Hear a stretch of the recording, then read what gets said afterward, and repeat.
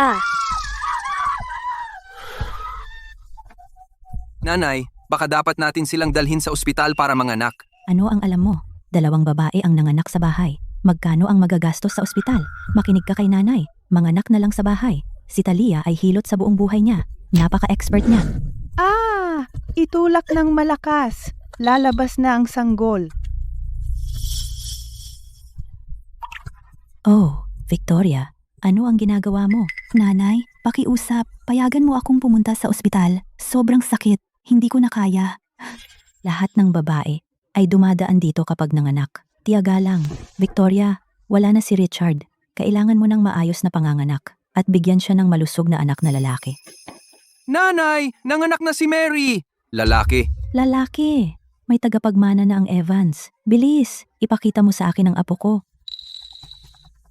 John, tingnan mo ang mga mata at ilong niya. Kamukhang kamukha mo noong bata ka pa. Mary, nanganak ba siya? Lalaki ba? Babae. Ang iyong manugang na babae ay nahirapan sa panganganak. Masyadong matagal na walang hangin ang sanggol. Hindi siya umiyak ng ipanganak. Natatakot ako. Ano? Babae? Kaya pala si Richard ko na aksidente sa sasakyan bago pa isinilang ang bata. Kumonsulta ako sa isang manghuhula. Kung ang anak ni Victoria ay babae, siya ay isang sinumpang bata. Siya ang dahilan ng pagkamatay ng anak ko. Kaya, anong sinasabi mo? Nanay, John, dalhin ninyo siya sa ospital. Pakiusap, dalhin ninyo ang sanggol ko sa ospital. Katatapos mo lang manganak. Bakit ka nakatayo? Mary, pakiusap. Wala na si Richard. Hindi ko kayang mawala rin ang batang ito. Sige, dadalhin namin siya. Balik ka sa higaan. Talagang hindi ko pwedeng payagan ang sinumpang batang ito na manatili sa Evans. Ikaw lang ang may kasalanan sa iyong malas.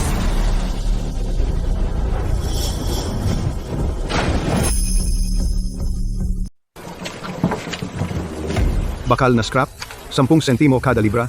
Papel na basura, 20 sentimo kada libra. Mga plastik na bote, 30 sentimo kada libra. Bata? Kaninong bata ito? Sabi ni Mami, pwede akong mamulot ng mga bote na walang may gusto. Isang batang walang may gusto. Hindi niya yun isinulat.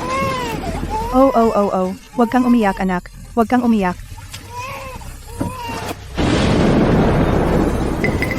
Hoy, anong ginagawa mo?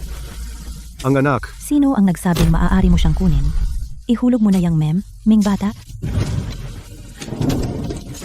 Tumigil ka dyan. Pag nakuha kita, babalatan kitang buhay. Buti na lang para sa'yo, maliit na bastos. Victoria, pasensya na talaga. Anong problema, ma? Nasaan ang anak? Naihatid mo ba siya sa ospital? Isang mangangalakal ng tao ang kumuha sa anak. Victoria, wala akong silbi. Hindi ko siya nahabol. Niyang mangangalakal ng tao yan. Ang anak ko. Kailangan kong hanapin ang anak ko. Victoria, huwag mong gawin to. Kailangan mong alagaan ang sarili mo. Anak, Tulong! John! Jennifer!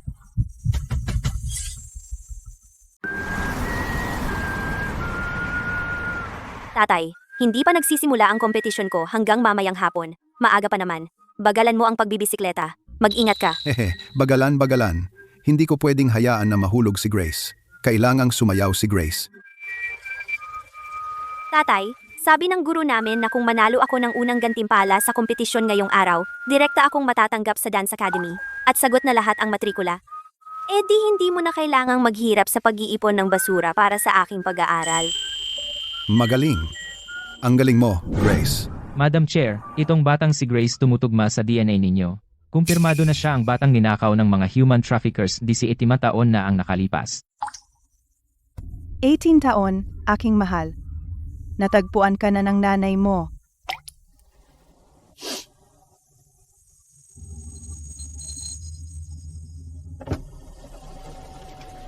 Ang aking anak ay dapat nasa ganitong edad na ngayon.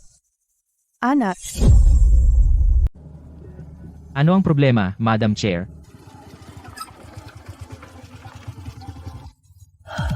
wala, nag-iisip lang. Nagtataka ako kung kumusta na ang anak ko. Tiyak na matutuwa siyang makita ako. May tao ba? Grace? Grace? Nandito ka ba? Baka may nakarinig ng kung ano at nauna siyang dinala? Sino ang hinahanap mo? Excuse me po, hinahanap ko si Grace. Alam mo ba kung saan siya pumunta? Si Grace. Narinig ko raw may paligsahan sa pagsayaw sa school niya ngayon. Baka nasa daan na siya. Madam Chair, nalaman ko lang. May paligsahan nga si Young Miss ngayong hapon. Kung aalis tayo ngayon, baka sakaling umabot pa tayo para mapanood si Young Miss. Nakayanan natin ang 18 taon. Kaya pa nating maghintay ng kaunti.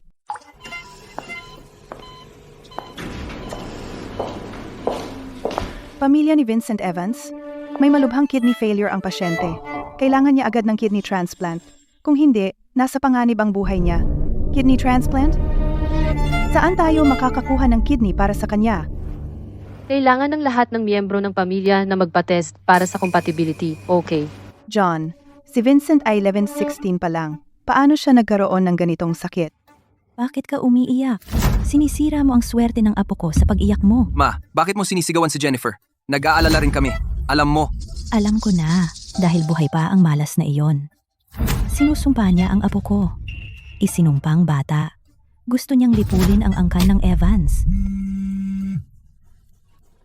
Kumusta?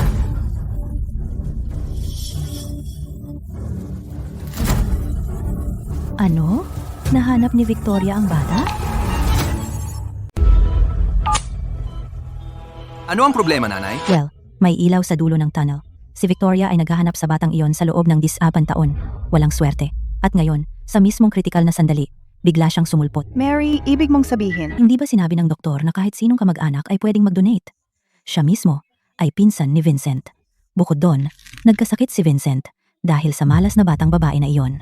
Kukunin natin ang isa sa kanyang mga bato. Ito na ang pagkakataon niya para makabawi.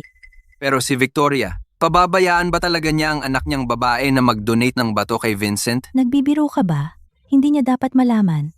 Tara, kailangan nating makarating doon bago si Victoria at mahuli ang batang iyon.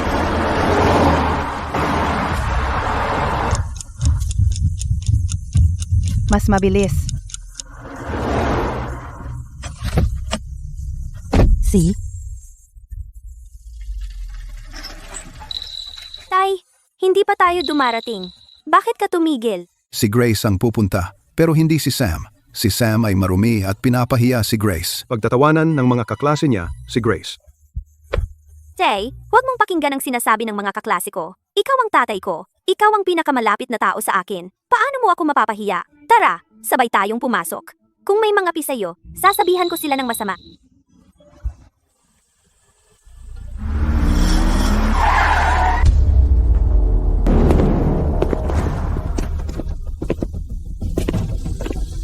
Sino ka? Ano ang gusto mo?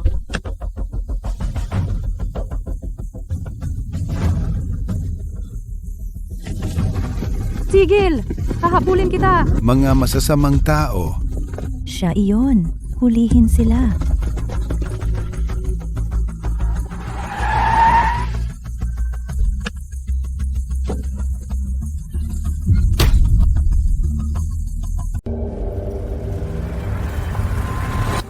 Ginang Tagapangulo, ano ang? Tingnan mo ang plaka.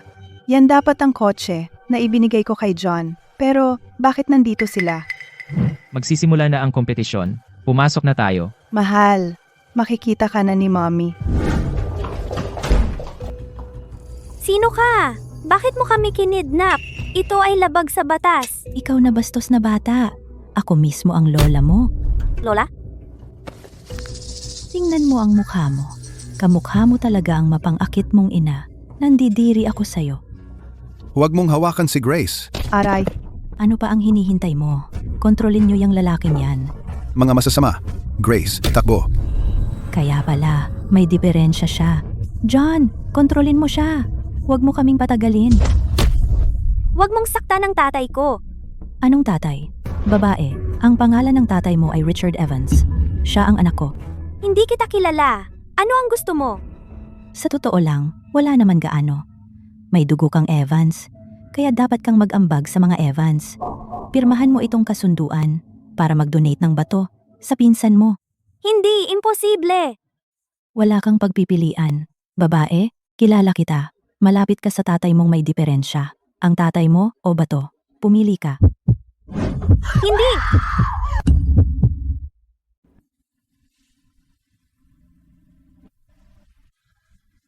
Susunod na ang batang binibini. Narinig ko na may isang napakatalentadong henyo. Siya ay sumusulong mula sa mga paunang laban. Oo, kita mo, si Grace yan. Siya ay isang talento na minsan lang sa isang henerasyon.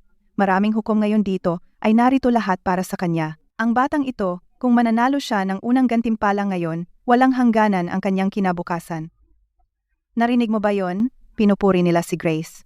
Oo, ang batang binibini ay iyong anak na babae. Likas sa kanya yan, mag-relax ka lang at maghintay para sumikat ang batang binibini sa entablado. Ngayon, ating batiin ang huling kalahok, Grace, upang magtanghal. Grace, pumunta ka sa entablado. Grazie. Pipirma ka ba? O hindi? Tay, Binibigyan kita ng huling pagkakataon. Kung hindi mo maayos, hindi makakaya ng bobo na ito. Bakit walang tao sa entablado? Oo, baka stage fright? Masyadong takot pumunta? Madam Chair, ito. Tingnan natin. Madam Chair, nagtanong-tanong ako. Hindi pumasok ang batang binibini sa paaralan ngayon. Hindi niya ito palalampasin ng walang dahilan. Napakahalaga ng kompetisyong ito. May malamang na nangyaring mali. Puntahan natin ang mga Evans. Pakiusap. Nakikiusap ako sa iyo. Huwag kunin ang kidney ni Grace. Kunin mo ang kay Sam. Si Sam ay handa. Handa ka? Hindi ako. Sino ka ba? Isang tulad mong bobo na mag-donate sa apo ko? kahit pilitin mo akong pumirma, walang doktor na maglalakas loob na operahan ako nang walang pahintulot ko. Tatawag ako ng pulis at walang sino man sa inyo ang makakatakas. Oh, talaga? Gumastos ako ng malaki para kumuha ng dayuhang doktor. Aayusin namin ito ng tahimik. Walang makakaalam. Isang lalaking walang tirahan. At ang kanyang anak. Kung mawala sila, walang magbibigay ng pake. Hindi. Si Sam ay isang lalaking walang tirahan. Ngunit hindi ang anak ko. Tigilan mo na ang kalokohan. Pumirma ka na. Kung makikipagtulungan ka, hahayaan kitang mabuhay. Kung hindi, Pipirma ako. Pakiusap, iligtas mo ang tatay ko. Grace, huwag.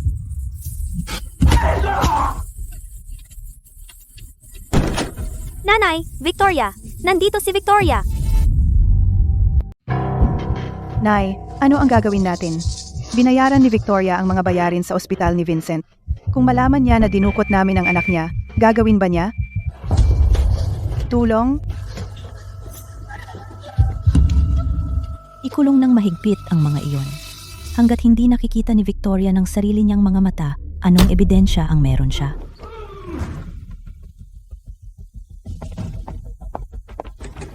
Ay nako, bakit ka nasa bahay ngayon?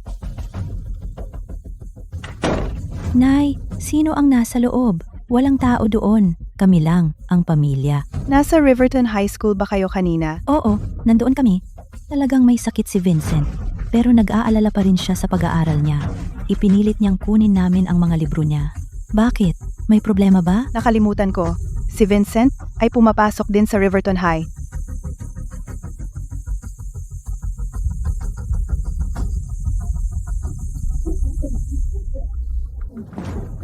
Sino ang nasa loob? Wala talaga.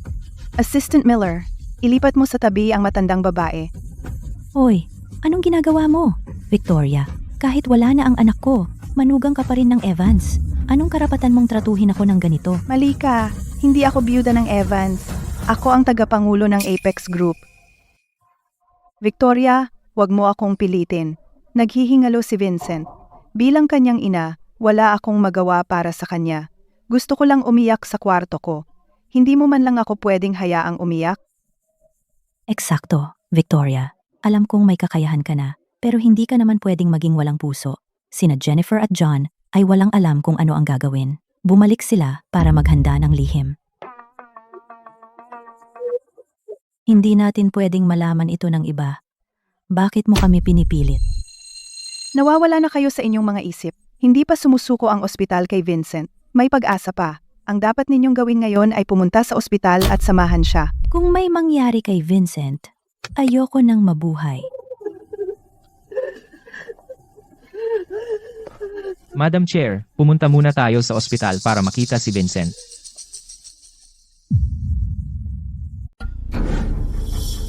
Sa wakas, wala na ang babaeng iyon. John, huwag. Ikaw ang haligi ng pamilyang ito. Kailangan mong alagaan ang sarili mo. Kalimutan mo na, binabawi ko. Mga ninuno sa itaas, dinggin ninyo ang aking dalangin. Pagpalain ninyo ang aking apo ng isang mahaba at malusog na buhay. Ang tarantadong ito ay may lakas. Gusto mo bang sumuntok, ha? Teka lang, sasaktan kita hanggang mamatay ka. Jennifer, kunin mo ang kutsilyo. Ma, ano ang ginagawa mo? Ang babaeng ito ay hindi tumitigil. Una, hiwain mo ang lalamunan niya, patuluin ang dugo. Sa oras na makarating siya sa espesyalista, Parang patay na rin siya pagkatapos ng operasyon. Hindi ko kaya. walang kwentang basura. Kung makaligtas siya, ang anak mo ang hindi. Gusto mo bang manood lang at hayaan si Vincent na mawala? Hindi. Kahit sino ay maaaring mawala. Ngunit hindi ang anak ko. Babae, sino ang nagpasya na isilang ka na may kapalaran ng isang sinumpang bata? Kung ikaw ay mawawala, doon lang mabubuhay ang anak ko. Mary, kung mangahas kang sakta ng anak ko, wawasakin kita. Vic, bakit ka bumalik? Kung hindi ako bumalik, ano ang gagawin mo sa anak ko? Malamang nagkakamali ka. Paano naging anak mo siya? Anak ko. Kaawa-awa kong anak. Mark, tumawag ka ng ambulansya. Victoria, hindi mo siya pwedeng dalhin. Umalis ka sa harapan ko. Pakiusap, nakikiusap ako. Iligtas mo si Vincent. Kung hindi siya makakuha ng kidney transplant, mamamatay siya agad. Pareho tayong mga ina. Mangyaring unawain kung gaano tayo kadesperado. Ikaw, gusto mong kunin ang kidney ng anak ko. Victoria, Ang anak mo ay mayroon ding. Dugong Evans. Gusto lang namin ng isa sa mga kidney niya. Babae siya. Kaya niyang mabuhay na may isa lang. Tumahimik ka. Habang nandito ako, walang gagalaw sa anak ko.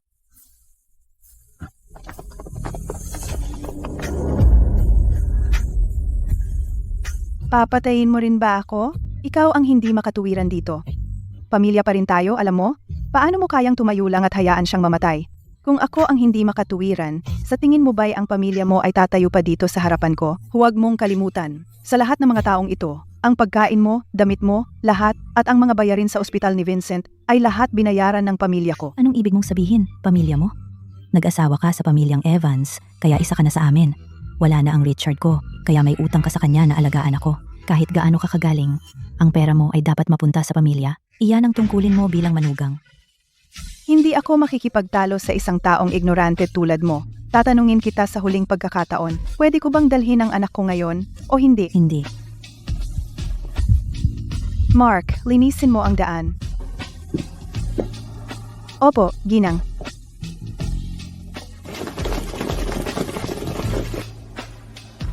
Sunggaban niyo silang lahat. Wala na bang hiya ang mga tao?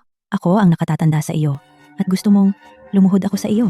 Binigyan ko kayong lahat ng pagkakataon, pero hindi ninyo ito pinahalagahan, kaya ayusin natin ito ng maayos. Ano pa ba ang gusto mo? Assistant Miller, bawiin ang lahat ng ari-arian na ibinigay ng Apex Group sa mga Evans, mga bahay at kotse. Kung hindi natin mabawi, demanda para makuha muli. At saka, putulin ang medikal na gastos ni Vincent. Paano mo mapuputol ang medikal na gastos ng pamangkin mo? Sinusubukan mo siyang patayin. Gusto ninyong mamatay ang anak ko? Bakit hindi ko pwedeng gusto siyang patay?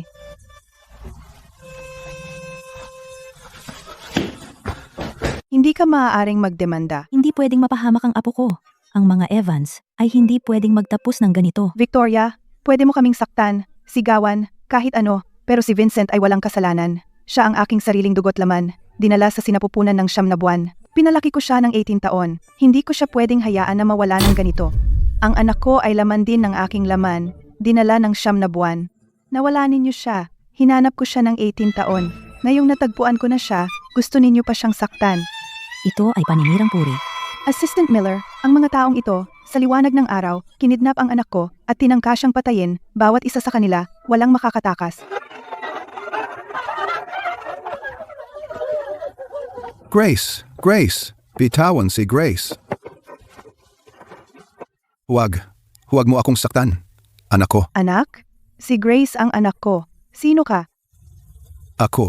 ako ang tatay ni Grace. Tatay. Siya iyon. Siya ang mangangalakal ng tao na kumuha ng bata noon. Victoria, alam kong mahalaga sa iyo ang bata. Ngunit, pagkatapos ng lahat ng mga taon na ito, ang dapat mong kamuhian ay siya. Siya ang sumira sa inyo. Hindi mo dapat ibuntun sa amin ang galit mo.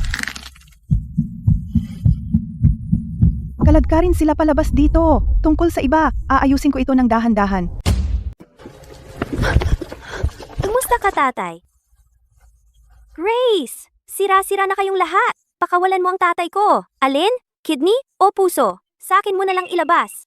Grace, ako ito, si nanay, ako ang tunay mong ina.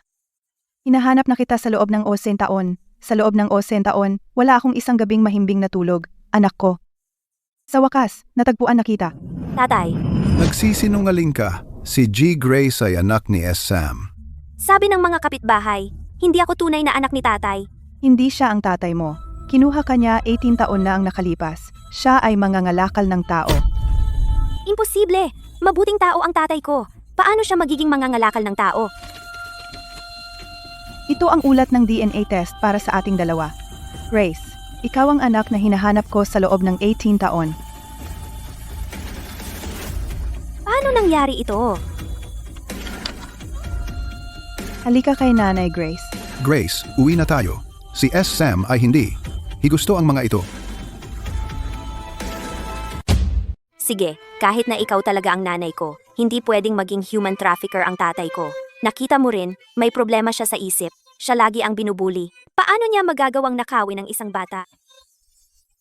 Sige, huwag na nating pag-usapan yan ngayon. Grace, sa loob ng maraming taon, hinintay ka ng nanay na umuwi. Naghanda ako ng maraming regalo para sa'yo. Paano kung umuwi ka kasama si nanay at tingnan mo? Grace, masama ba siya? Nanay ko siya. Hindi siya masamang tao. Nanay ni Grace. Maganda siya. Kasing ganda ni Grace. Pwede bang sumama ang tatay ko sa akin?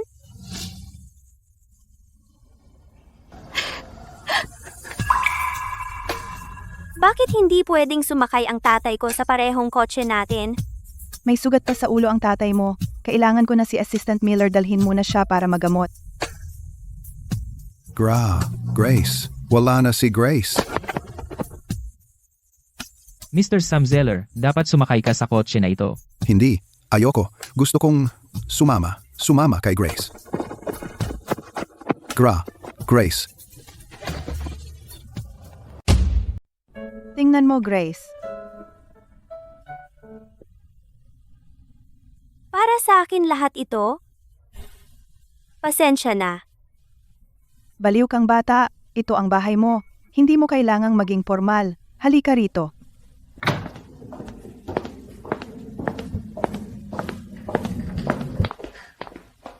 Ito ang damit na binili ni nanay para sa iyo. Hindi ko alam kung anong kulay ang gusto mo, kaya bumili ako ng ilan sa iba't ibang kulay. Gusto mong subukan? Sa pagtatanghal ng paaralan noong nakaraang taon, nakita kong suot ng monitor ng klase namin ang isa. Hindi man lang niya ako pinahawakan. Sabi ko raw hindi ko kayang palitan. At ito rin, palagi kong pinangarap ang damit pansayaw na ganito. Kung sana lang maisuot ko ang damit na ganito para makipagkompetensya sa entablado.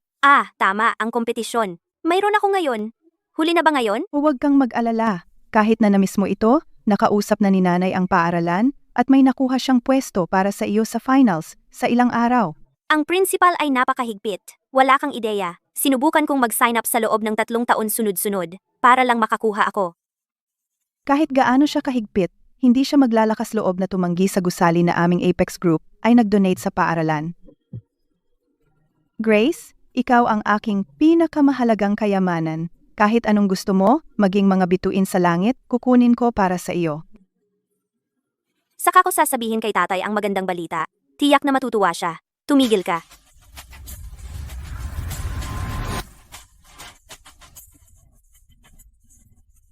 Hindi siya darating.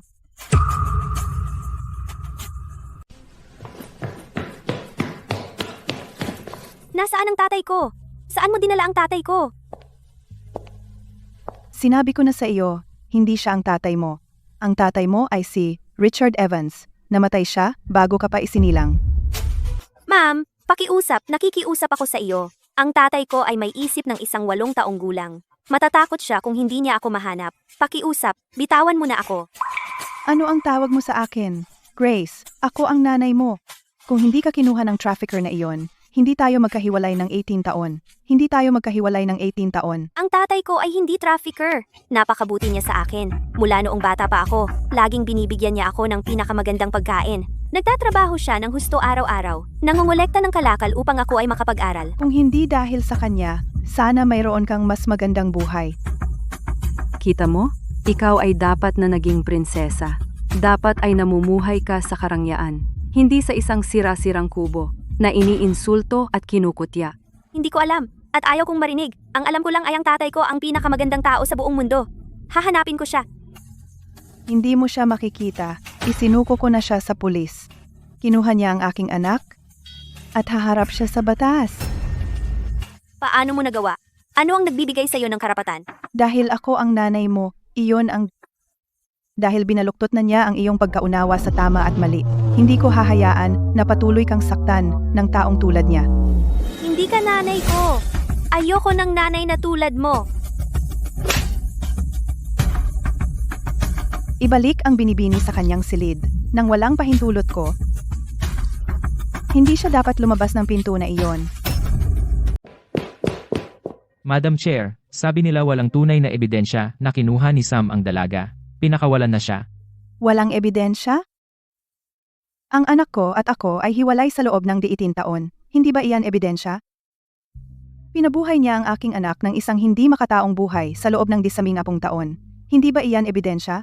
Madam Chair, pakiusap kumalma ka. Paano ako makakalma? Ang salarin ay nakakawala dahil lang walang ebidensya? Kung gayon, ang sakit ng ating paghihiwalay ay basta na lang nawawala ng ganyan? Huwag mong sabihin sa dalaga ang tungkol dito. Malapit na ang kanyang kompetisyon. Hindi ako papayag ng anumang aberya sa kritikal na sandaling ito. Oo. Nakita mo ba ang aking anak na si Grace? Inalis siya ng kanyang ina. Hindi ko nakita. Baliw. Grace, nasaan ka? Hindi ka matagpuan ni Sam. Natatakot si Sam.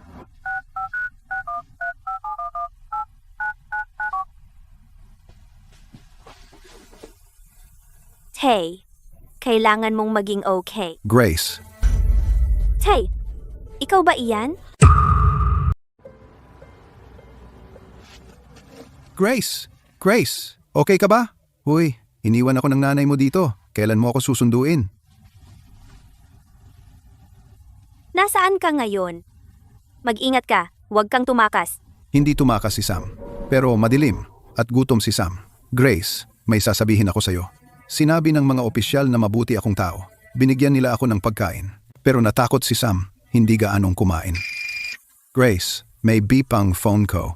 Tay, makinig ka. Pupunta ako sa paaralan bukas para sa finals. Tandaan mong hintayin ako doon. Bukas uuwi tayong dalawa. Kumusta? Tay, hintayin mo ako. Grace, paggising ko, makikita ko si Grace. Grace. Uy, pera. Iyong. Damit ni Grace.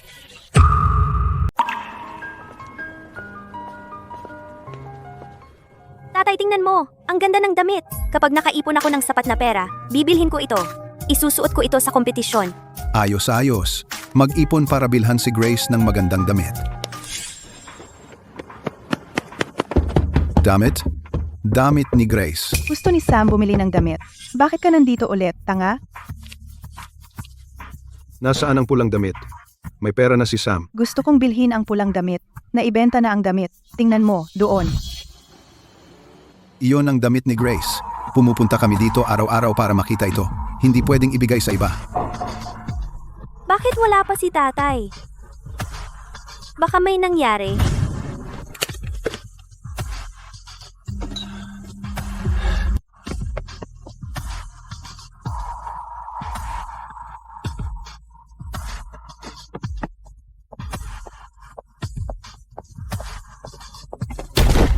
Ang ganda talaga ng babaeng iyon.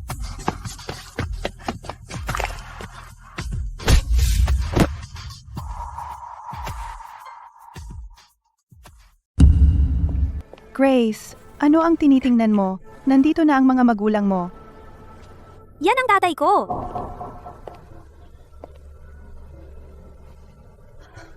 Malapit nang magsimula ang kompetisyon. Pumunta sa likod ng entablado at maghanda. Ito na ang huling pagkakataon mo. Grace, Tara na. Pero may pangako kami ni tatay. Siguradong papanoorin niya ako. Huwag kang magpakatanga. Kung gusto niyang pumunta, andito na siya. Bakit pa siya maghihintay hanggang ngayon? Sino ka ba? Huwag kang makialam. Masasama kayo. Manyak ka. Bubugbugin kita. Sigilan mo, sama na. Hintayin mo lang. Ang damit. Marumi ito.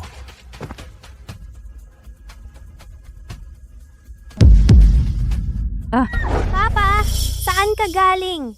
Pangako mo na panoorin akong manalo ng kampyonato. Huwag kabahan. Gawin mo lang ang best mo. Naniniwala si nanay sa'yo. Tatay, pumunta ka rito. Sexual na panliligalig sa liwanag ng araw. Opisyal, pakiusap, ipaglaban ang hustisya para sa anak ko. Hindi. Hindi nanliligalig si Sam. Gusto ko ng damit. Ang damit ni Grace. Magpakabuti ka. Grace. Para sa kompetisyon ni Grace. Nangako ako. Kailangan kong pumunta at panoorin ang kompetisyon niya.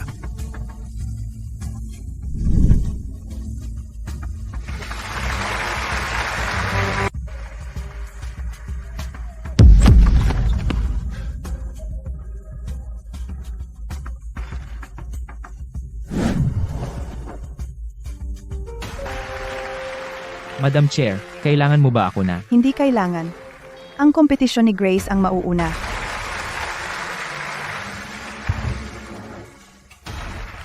Ang galing ni Grace.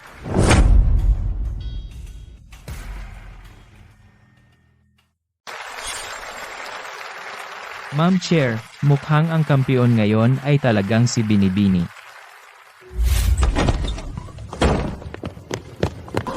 Huwag gumalaw. Tatay, Bakit ka tumigil sa pagsayaw? Grace, ano ang ginagawa niya? Na-miss niya ang huling kompetisyon. At ngayon, lalabas na naman siya. Ang yabang! tigil, saan ka pupunta? Tatay, siguradong nasa problema. Kailangan kong tignan ka. Huwag mong kalimutan na nasa kompetisyon ka pa. Sumusuko ka na ba sa pangarap mo? Grace, mag-isip kang mabuti. Kung lalabas ka ng pinto ngayon, masisira ang kinabukasan mo. Ang dahilan kung bakit ako nakaabot dito ay dahil sa dugo at pawis ng tatay ko. Kung alam kong nasa panganib siya at wala akong gagawin, anong klaseng tao ako? Ginang tagapangulo. Muli niyang sinira ang buhay ng anak ko. Masyado akong naging maluwag sa kanya. Tatay, anong problema mo? Mga opisyal, ano ang ginawa ng tatay ko? Siya ay pinaghihinalaan ng malaswang pananakit, pagnanakaw, at pananakit. Kailangan naming siyang dalhin para sa katanungan. Imposible! Ang tatay ko ay maaaring may mental na problema. Ngunit hindi siya sasaktan kahit sino. Tatay, pakisabihin sa akin kung ano ang nangyari. Bumili si Sam ng damit para kay Grace. Nakita ang masasamang tao. Pinalo ni Sam ang masasamang tao. Narinig mo ba iyon? Ang masamang tao ay hindi tatay ko. Mali kayo. May ilang saksi sa lugar. Makinig, bata, ang pagsisiyasat ay trabaho namin. Huwag mang istorbo. Huwag kang umiyak, Grace. Hindi natatakot si Sam. Tatay. Pakawalan ninyo ang tatay ko. Inosente ang tatay ko.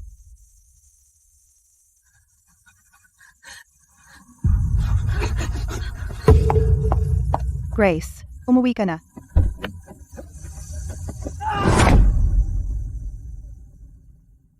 Ma'am, alam kong may paraan ka. Pakiusap, nakikiusap akong tulungan mo si Itay.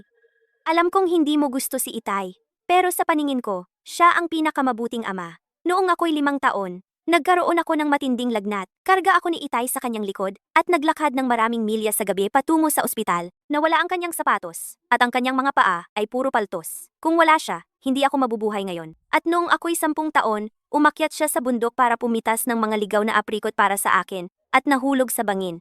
Nakahiga siya sa ilalim ng bangin ng isang buong gabi. Kaladkad ang nabaling binti at bumalik na puno ng dugo.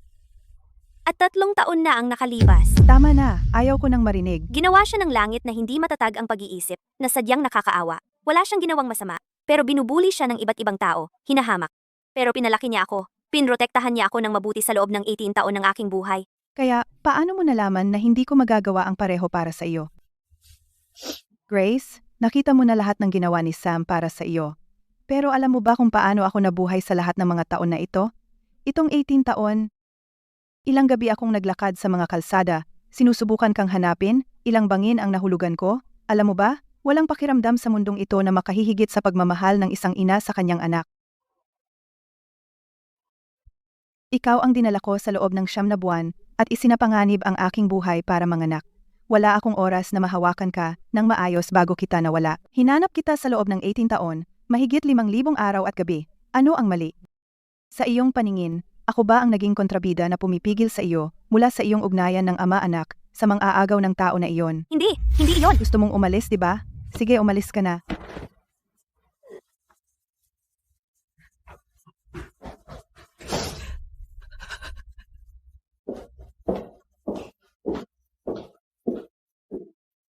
Madam Chair, Ano iyon? may nakita akong tao sa pinangyarihan ng insidente ni Sam. Ang ibig mong sabihin, siya ba talaga ang salarin na nanakit sa babaeng iyon? Mali ako, mali ako, mali ako. Uminom lang ako ng sobra noong araw na iyon. Nag-init ang ulo ko at may ginawa akong tanga. Pakiusap, huwag mo akong saktan. Aamin ako, aaminin ko ng maayos ang pagkakamali ko. Madam Chair, ibig mong sabihin, Ipasara ang bibig niya. Huwag mo siyang palayain hanggat hindi nahatulan si Sam. wow, Ang pangyayaring ito ay pagkakataon, matigas ang ulo ni Grace. Hanggat si Sam ay nasa tabi niya, hindi sa akin ang kanyang puso. Mark, asikasuhin mo. Ang mga legal na bayarin ng biktima sa pagkakataong ito ay ganap na pondohan ng ating Apex Group. At saka, gusto kong magsampa ng kaso laban kay Sam kasabay nila. Gamitin ito para mabawi ang pangangalaga kay Grace. Sundin ang plano, gusto ko ng resulta ngayong gabi. pero ang binibini, Hayaan mo siyang magwala.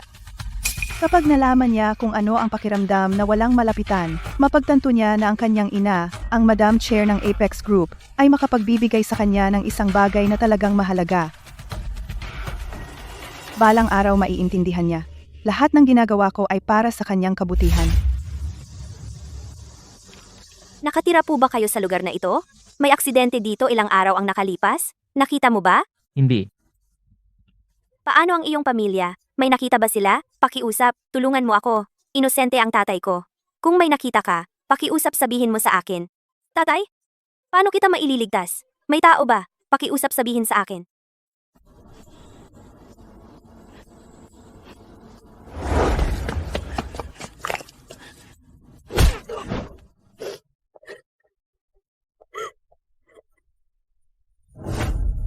Mr. Davis.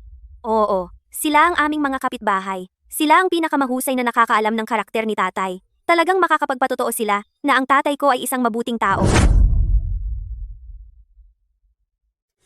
Oh, Sinta, hindi mo yan magagawa. Mga ginoo, mga binibini, lahat, pakiusap, nakikiusap ako sa inyo. Alam ninyong lahat iyon. Ang tatay ko ay nakatira sa baryong ito sa loob ng maraming taon. Wala siyang ginawang masama. Nakikiusap ako na kayo ay tumestigo para sa akin. Pakiusap, ipagtanggol ninyo ang tatay ko. Inosente ang tatay ko. Bata, kilala naming lahat si Sam. Mabagal siya, pero hindi siya masama. Tama, nakita na namin iyon. Hindi man lang siya tatapak sa langgam. Paano siya magiging mangangalakal ng tao at hindi siya mananakit ng isang dalaga? Paano ito nangyari? Nagsumikap siya para palakihin ka. Malapit na siyang magsaya sa buhay. Huwag kang mag-alala, si tita ay maaaring hindi makagawa ng marami. Pero pupunta ako at sasabihin ko sa kanila ang lahat ng alam ko. Sama ako, matanda na ako, at hindi pa ako nakapasok sa isang silid hukuman. Pupunta rin ako. Sinta, huwag kang matakot. Kami mga taga-bukid ay maaring hindi edukado, pero alam namin ang tama at mali. Hindi namin pwedeng hayaan ang mga tagalungsod na mang-api sa iyo at sa tatay mo ng ganito. Oo, lahat kami ay sasaksi para sa iyo. Salamat, salamat sa lahat ng mga ginoo at binibini. Ano ang ginagawa mo rito? Ang mga Evans ay nagdusa ng labis dahil sa iyo. Napunta ka rito para tumawa sa amin? Kakasuhan ko si Sam para makuha ang kustudiya ng aking anak na babae. Saksi ka noon. Kailangan kitang tumestigo sa hukuman. Hahaha, Victoria, imposible. Sinasabi mo ba sa akin na ang anak na babae na pinaghirapan mong hanapin ay hindi ka kikilalanin at ginagawa mo ito para lang mabawi ang pag-aalaga? Nakakatawa yan. Ha, karapat-dapat ka dyan. Sinira mo kami. Ngayon, ang sarili mong anak na babae ay hindi ka kikilalanin, karma mo yan, at gusto mo akong tumestigo?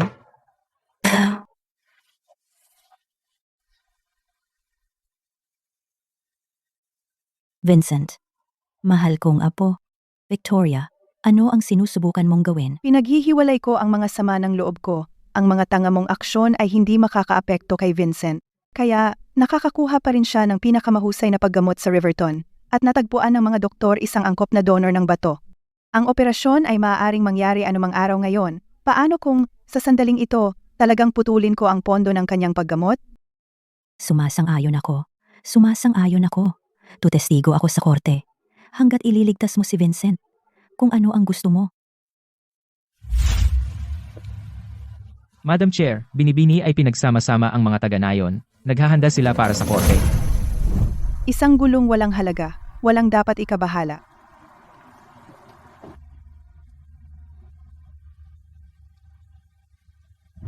Kung gaano siya gumagawa para kay Sam, lalo siyang nagtutulak sa kanyang libingan. Isang tanga ay nagagawang maging napakawalang ingat ng aking anak na babae, kahit isinasapanganib ang sarili niyang kinabukasan. Ang Sam na ito ay hindi maaaring manatili. Uwa. Teka, tingnan mo ulit, lahat ng mga testigo mula sa araw na iyon, huwag hayaang makatakas ang kahit isa. Ang sesyon ng korte ngayon ay magiging isang patas at bukas na proseso. Mga kababaihan at kalalakihan, sa ngalan ng korte ng Riverton, pinabati ko kayong lahat.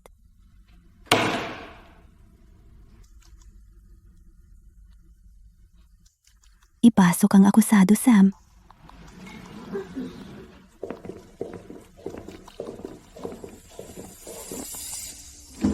Tatay, Grace! Grace! Anak ko! Katahimikan sa korte.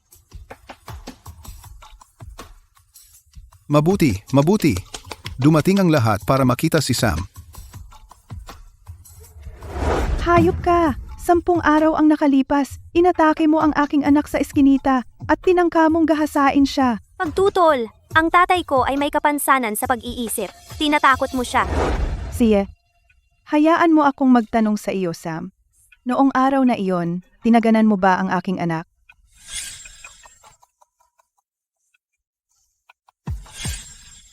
Oo.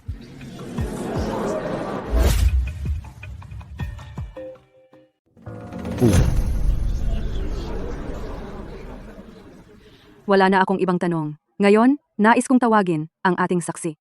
Pinagkalooban. Noong araw na iyon, malapit na akong umuwi.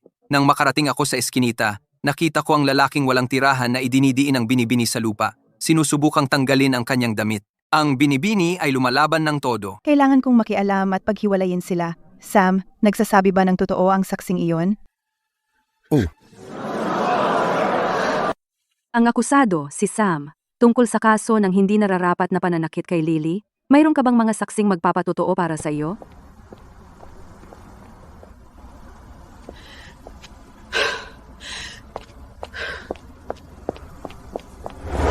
Ang nabanggit na testimonya ay isusumite sa mga investigador upang patunayan ang katotohanan nito. Mabait na pinapaalala ng hukuman sa iyo na kung si Sam ay mapatunayang nagkasala ng hindi nararapat na pananakit, ito ay direktang makakaapekto sa resulta ng kaso ng pag-iingat kay Grace. Tatanong ako ng isa pang beses, mayroon bang bagong saksing magpapatotoo? Ma'am, mag-usap tayo.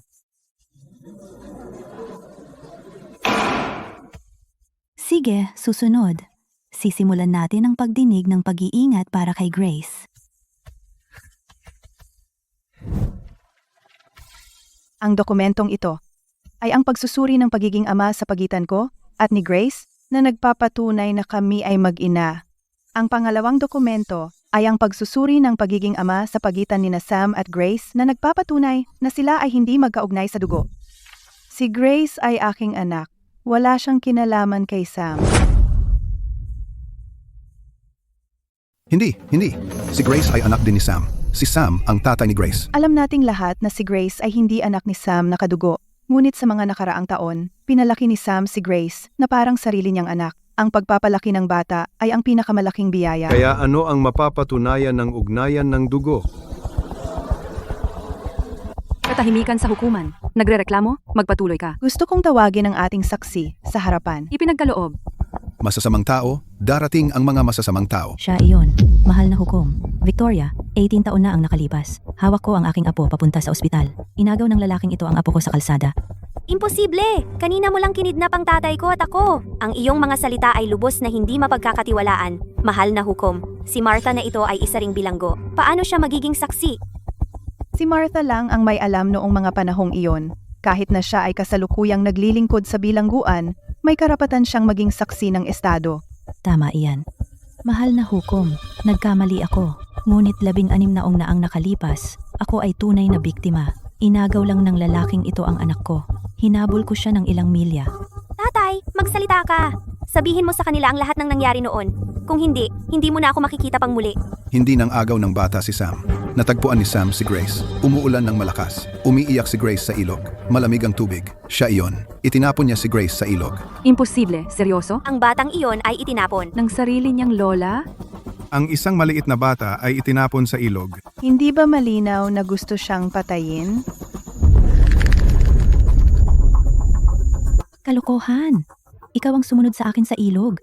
Sinasamantala ang ulan. Inagaw mo ang bata. Si Grace ay sarili kong apo. Bakit ko siya itatapon? Kung talagang itinuring mo akong apo mo, bakit mo ako pinilit na mag-donate ng bato sa apo mo? Sa tingin ko, mula pa sa simula, hindi mo talaga intensyon na survive ako sa pamilya Evans.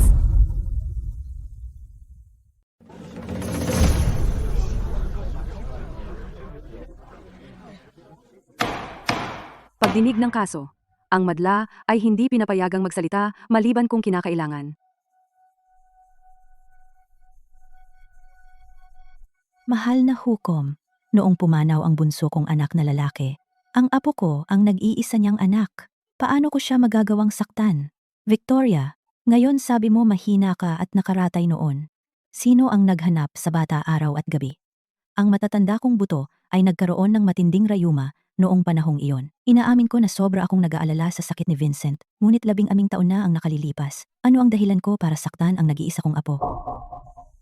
Noong panahong iyon, talagang tinulungan niya akong hanapin ang bata. Mukhang nagsasabi ng totoo ang matanda. Kaya talagang kinidnap ang bata noon. Makatuwiran naman. Anong lola ang sasaktan ng sariling apo? Malamang nagsisinungaling si Sam. Kilala ko si Sam mula noong bata pa siya. Hindi lang pagnanakaw ng bata. Noong inaapi siya ng mga bata sa nayon, hindi man lang siya lumaban. Eksakto. Si Sam ay kilala bilang isang tapat na tao sa aming nayon. Dahil lang hindi siya marunong magpahayag ng maayos, ay hindi nangangahulugang maaari mo siyang apihin. Tama, wala na bang katarungan?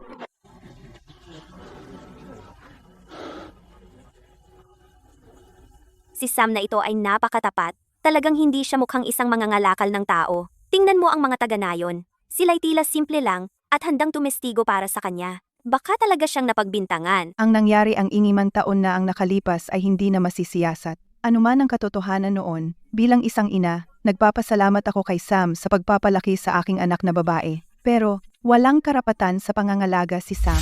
Ito ang psychiatric evaluation ng akusado na si Sam. Nagpapatunay na siya ay may kapansanan sa pag-iisip at sakit sa pag-iisip. Kasama ang kanyang kamakailang pag-atake sa isang babae. Tanong ko sa inyo, para sa isang taong tulad niya, ano ang kanyang kakayahan upang patuloy na palakihin ang isang 18 taong gulang na babae?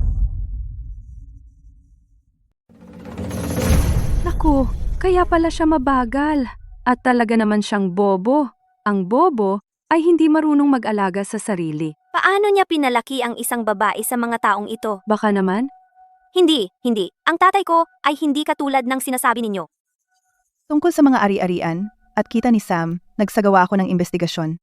Maliban sa kanyang bahay sa probinsya, wala siyang lampas $1,000 na ipon. Sa nakalipas na 6 na taon, ang matrikula ng aking anak ay lahat pinondohan niya sa pamamagitan ng pagbote.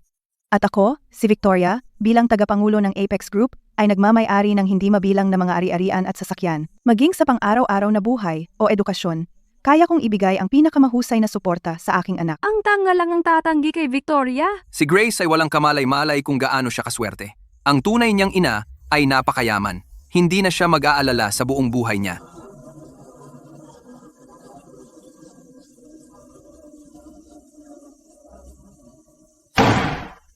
Ngayon, anyayahan natin ang nagsasakdal at ang nasasakdal na magbigay ng kanilang pangwakas na pahayag ng salitan. Mahal na hukom, naniniwala ako na ang batas ay magbibigay sa akin ng katarungan at hayaan ang lahat na bumalik sa kanilang nararapat na lugar. Grace, alam kong ito ay masyadong biglaan at hindi ka pa makapag-adjust, pero pangako ko sa iyo, bilang iyong ina, Gagampanan ko ang aking tungkulin bilang isang ina at hindi kita pababayaan. Mr. Jones, mangyaring ituloy ang pahayag ng nasasakdal. Grace, huwag kang umiyak. Tigilan na natin ang paglalaro ng taguan. Umuwi na tayo. Grace, pakawalan mo ako. Kailangan kong hanapin si Grace. Tatay, hindi ninyo pwedeng apihin ang tatay ko. Alam ninyo na siya ay may kapansanan sa pag-iisip. Alam ninyo na hindi siya makapagsalita para sa sarili niya.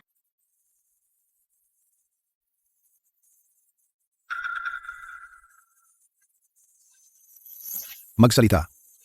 Ang nanay ni Grace, si Grace ay mabuti. Hindi marunong magsalita ng maayos si Sam. Pinasulat ni Sam ito. Gusto ni Grace ang pulang damit na iyan. Sabi niya, ang pagsuot ng pulang damit habang sumasayaw ay mananalo ng unang pwesto. Kailangan ni Grace ng sapatos na sukat 36. Nakaipon na ako para mabili siya ng bagong sapatos pang sayaw. Gusto ni Grace ng green bean cakes.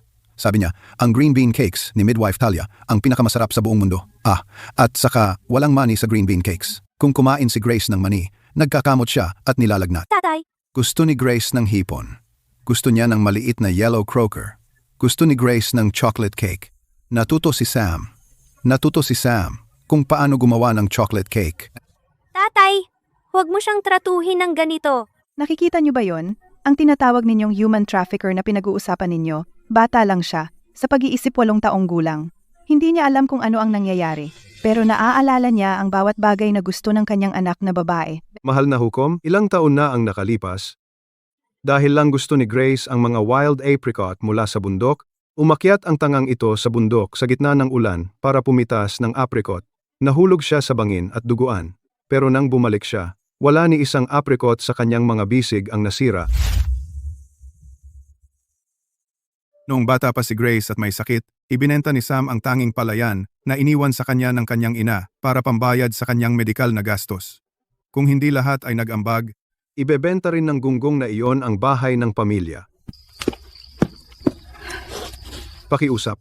Nakikiusap ako sa inyong lahat. Iligtas ninyo si Grace.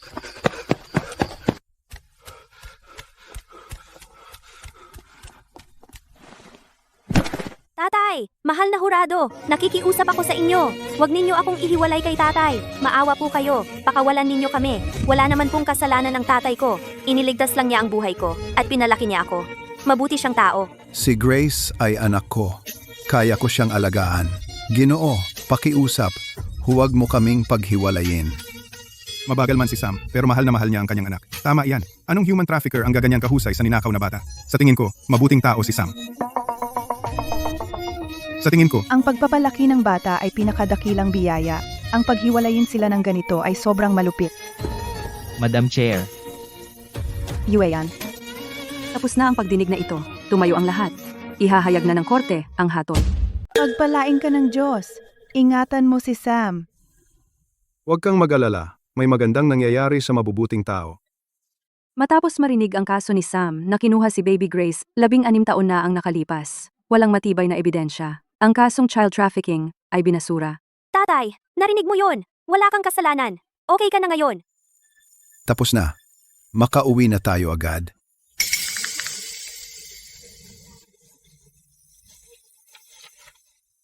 Ang kaso ng indecent assault ni Sam kay Lily ay mayroong saksi at pisikal na ebidensya. Napatunayan ng hukuman na nagkasala si Sam ng indecent assault. Ngunit dahil may sakit sa pag-iisip si Sam, pagkatapos ng deliberasyon, ang hatol ng hukuman ay at naguutos na alisin muna ang custody ni Sam kay Grace. Ilipat ang custody sa biolohikal na ina ni Grace, si Victoria. Si Sam ay hindi na magkakaroon ng anumang ugnayang pampamilya kay Grace. Siya ay makukulong dahil sa indecent assault. Gayunpaman, dahil sa kanyang kapansanan sa pag-iisip, Siya ay ipapadala sa isang mataas na seguridad na psychiatric hospital para sa paggamot, hanggang sa siya ay ganap na gumaling. Ano ang ibig sabihin nito? Your Honor, inosente ang tatay ko, di ba? Saan niyo siya dadalhin? Tapos na ang sesyon.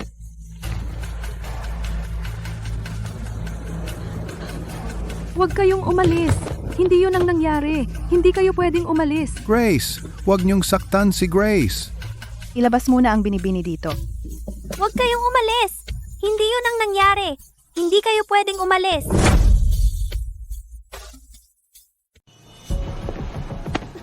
Binibini, pinal na ang hatol. Sumama ka sa amin. Tay! Tay! Hindi mo pwedeng ikulong ang tatay ko. Wala siyang ginawang masama. Saan ninyo dadalhin si Grace? Grace. Pananakit sa isang opisyal ng gobyerno. Ang delikadong baliw. Huwag ninyo siyang hayaang makatakas. Hulihin ninyo siya.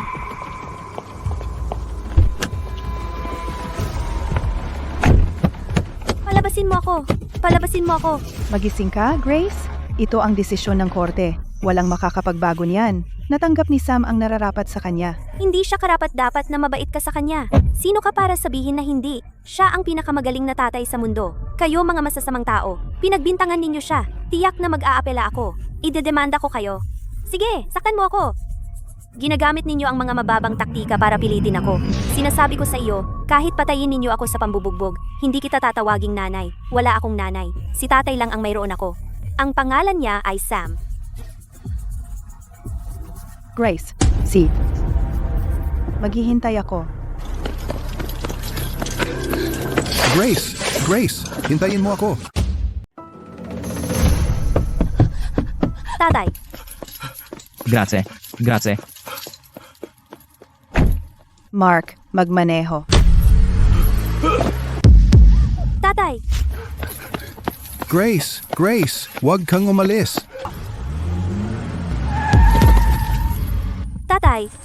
Tatay, di ka pwedeng tumakbo. Lalo lang lalala iyan. Huwag tumakbo. Tumigil ka sa pagtakbo. Tatay, tatay, nakikiusap ako sa'yo. Di ako tatakbo. Hindi tatakbo si Sam. Hindi sinasadya ng tatay ko. Hindi siya sumusubok na tumakbo. Pakiusap, huwag niyo siyang saktan.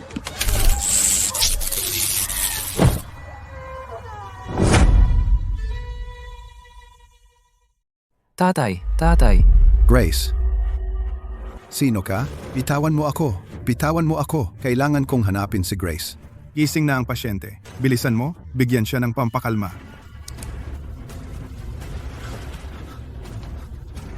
Dr. Roberts, ang pasyenteng ito ay may kapansanan sa pag-iisip lamang. Kailangan rin ba niya ng electroshock therapy? Ano ba ang alam mo? Nasa file lahat yan.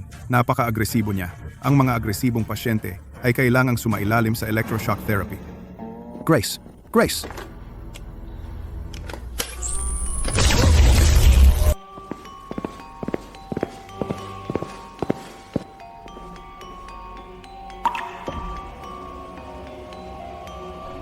Madam Chair? Madam Chair, huwag kang mag-alala. Basta tama ang pera, gagawan namin siya ng paraan ayon sa gusto mo. Sa totoo lang, wala akong ibang hiling. Narinig ko na ikaw ang pinakamahusay sa pagbura ng alaala. Kaya sa susunod na makita ko siya, ayaw kong maalala niya ang anak ko. Pangako ko, gagawin ko ang ayon sa nais mo. Dr. Roberts, Sam ito, saang ward mo siya ilalagay? Ward 4 o 3. Ward 4 o 3. Iyan ay... Sige, umalis ka na. Ward 4 o 3. Yung dalawa dyan ay hindi basta-basta. Ang isa ay may mania. Ang isa naman ay may schizophrenia. Narinig ko na sila bago ako lumipat dito 2 taon na ang nakaraan. Yung dalawang iyon, pinahirapan nila ang isang pasyente sa parehong ward hanggang hindi na makilala. Napilitan siyang tumalon at mamatay.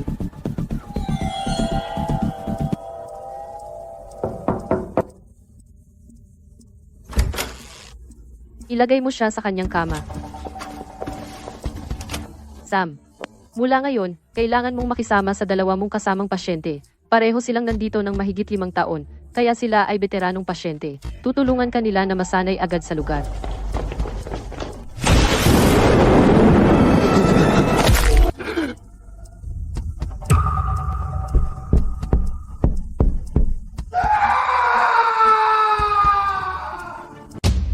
nagbebenta ng sanggol na babae. Sinasaktan ng babae, ha? Hayop, papatayin kita, gago.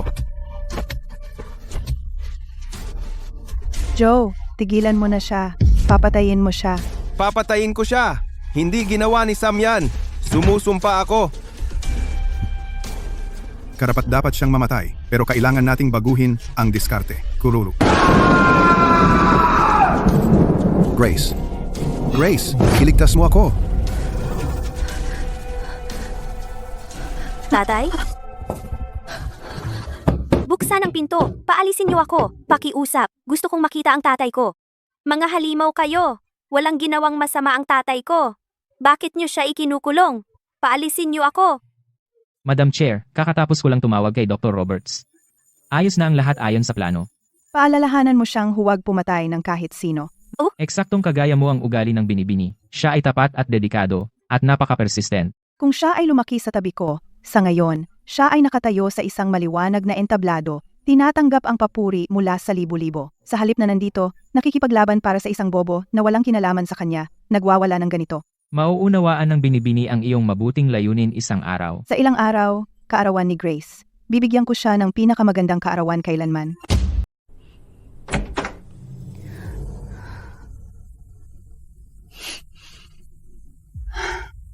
Grace, kaarawan mo ngayon. Tingnan mo ang binili ni nanay para sa'yo. Gusto mo talaga yung pulang damit, di ba? Pumunta si nanay sa maraming tindahan para lang mahanap yung estilo. Ngayong gabi, masuot mo ito sa handaan na inihanda ni nanay para sa'yo. Okay? Tatay, tingnan mo. Ang ganda ng damit. Kapag nakaipon ako ng sapat na pera, bibilhin ko ito at isusuot sa kompetisyon. Yehey! Yehey! Mag-ipon para bumili ng magandang damit para kay Grace.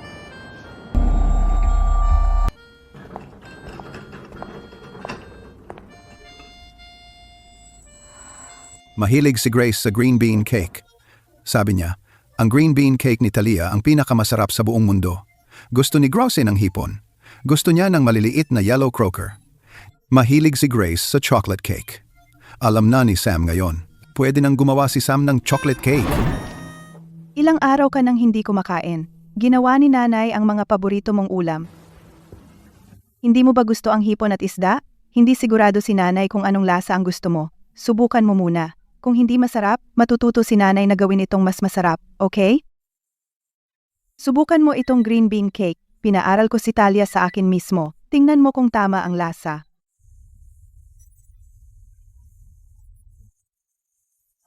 Halika, kumain ng cake, chocolate cake, cake.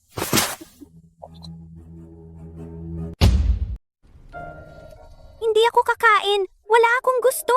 Akala mo ba mapapalasa mo ito ayon sa gusto ko? Wala talaga. Dahil ang mung bean cakes na kinakain ko noon ay inihahatid sa akin mula sa oven ng tatay ko. Pinainit sa kanyang bulsa. Bawat hipon na kinain ko, bawat isda, hinuli sila ng tatay ko mula sa ilog. Ang mga putahe ay maaaring pareho? Ang damit ay maaaring pareho? Pero paano ang mga nararamdaman nitong 11 taon? Ibalik mo sa akin ang tatay ko. Ibalik mo sa akin ang taong pinakamamahal ko. Ako ang dapat mong pinakamahal. Anak, walang mas nagmamahal sa iyo kundi ang nanay mo. Ikaw ang lahat sa akin, puso ko. Sa loob ng 18 taon na wala ka, tuwing naiisip ko bawat hirap na maaaring naranasan mo, nasasaktan ang puso ko. Hinahanap kita araw-araw. Araw-araw akong nananalangin sa langit na kung may magdurusa, ako na lang. Huwag saktan ang kawawang anak ko.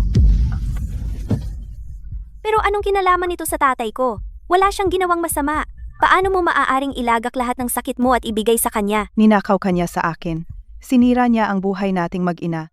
Hindi totoo. Oo, totoo. Tingnan mo ang sarili mo ngayon. Lahat ng iniisip mo ay iyang baliw, yang mangangalakal ng tao. Sumasalungat ka sa akin para sa kanya. At nangahas ka pang sabihing hindi kanya sinira? Huwag kang maglakas loob na sabihin niyan tungkol sa kanya.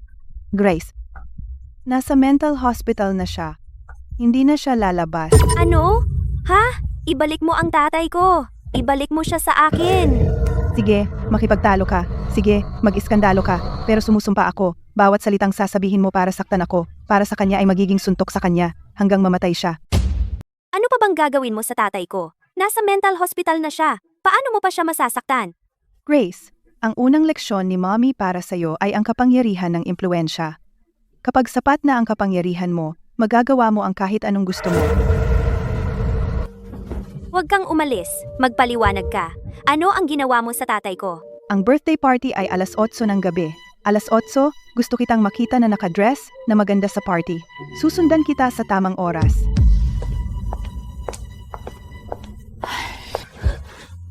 Tatay? Paano kita maililigtas? May 15 minuto na lang bago matapos ang libreng oras. Lahat, maghanda na. Oras na para bumalik at uminom ng gamot. Kaarawan ni Grace. Ngayon ay kaarawan ni Grace. Gusto ni Sam na ipagdiwang ang kaarawan ni Grace.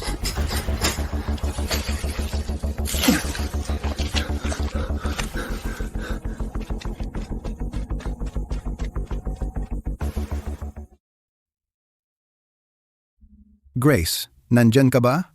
Pupunta ako para makita ka. Tatay? Grace, sa wakas natagpuan kita. Tay, paano ka nakarating dito? Sa napakalakas na ulan. Bakit ang tanga mo? Aso. Butas ng aso. Nakita ko habang kumakain. Nakita ko ang malaking dilaw na aso na lumabas doon. Sinaktan ka ba nila? Saan ka nila sinaktan? May masakit pa ba sa ibang bahagi? Hindi. Hindi nila ako sinaktan. Si Sam ay hindi nasaktan. Grace, huwag kang umiyak. Ngayon ay kaarawan ni Grace. Dapat masaya si Grace. Tay, makinig ka sa akin. Kailangan mong makinig sa mga doktor doon. Huwag kang sumagot sa kanila. Basta hindi ka sumusulpot. Pagkaraan ng ilang sandali, hindi ka nila masyadong papansinin. Protektahan mo lang ang ulo mo. At dito, Okay. Sam. Naiintindihan ni Sam. Grace, kailan? Kailan tayo uuwi? Ayaw ni Sam dito. Gusto ni Sam umuwi. Tay, Grace, naiinis ka ba? Bumili ako ng gamit. Iba ang bumili ng damit. Gusto ni Sam na makuha ito para sa iyo. Pero hinuli nila ako. Sabi nila, masama ako. At sinaktan ako. alam ko. Pero ano ang gagawin ko? Tay, walang naniniwala sa iyo.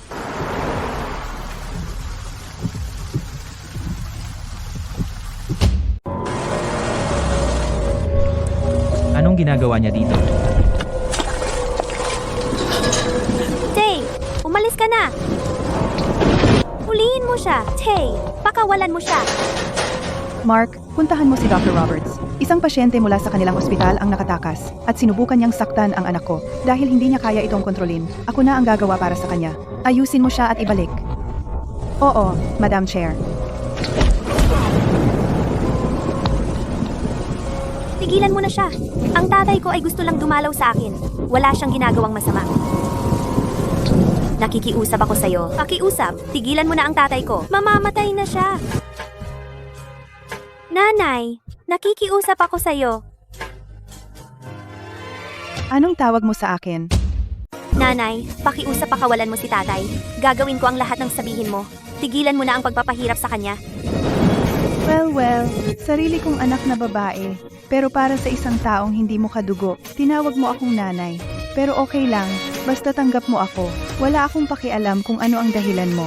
Mark, ihatid mo si Sam pabalik sa ospital.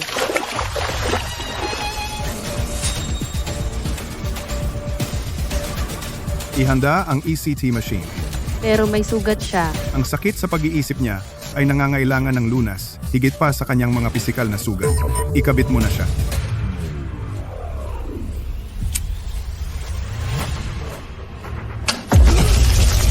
Linte ka. Pinagalitan ako ni Madam Chair dahil sa iyo. Ipapainit kita. Dagdagan ang voltahe. Dr. Roberts, hindi na niya kaya. Sabi ko dagdagan. Bakit ang dami mo naman sinasabi?